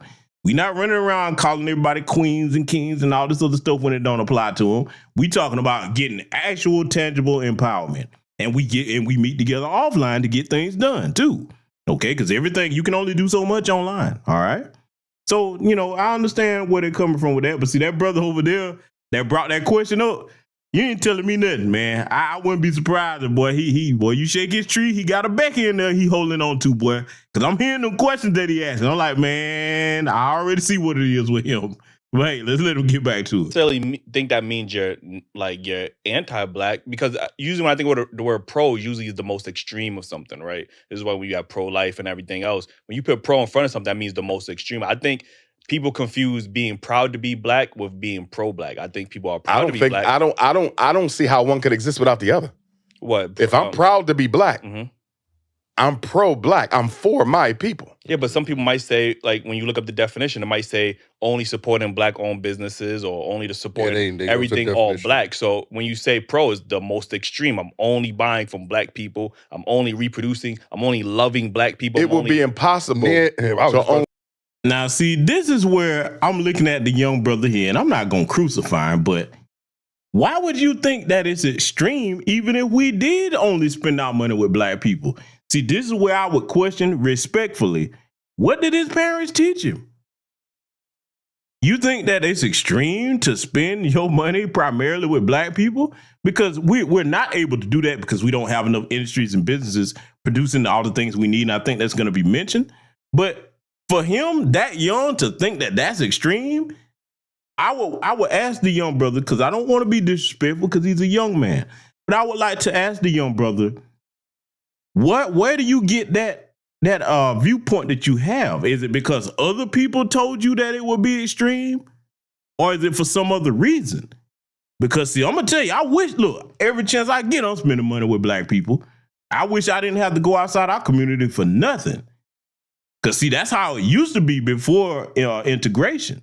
So, man, because he's a young dude. He got a little baby face with little peach fuzz on his chin, man. So I can't go in on him, but I would love to ask him, why does he feel that that's extreme? Let's let it continue. We buy from black people because we don't manufacture and sell everything that somebody needs in order to survive. Mm-hmm. For me, pro-black means always putting the best interests of my people first in any situation or any decision that I have to make. Okay. You follow what I'm saying? You ain't got to be you ain't got to be a black superhero. Right. But I'm going to put my people's interests above anything else in front, above the church, above the mosque, and above other minority groups. My people come first. That's all it means to me. Mm. And you ain't got to be extreme with it. You understand me? So people see me, when I walk out on the streets, white people will stop and talk. Arabs will stop and talk. I got people who follow my work of every race. And I will respect them as human beings. Yeah. But when it comes to the struggle, none of your interests matter before my own people, because my people's interests will never matter before yours.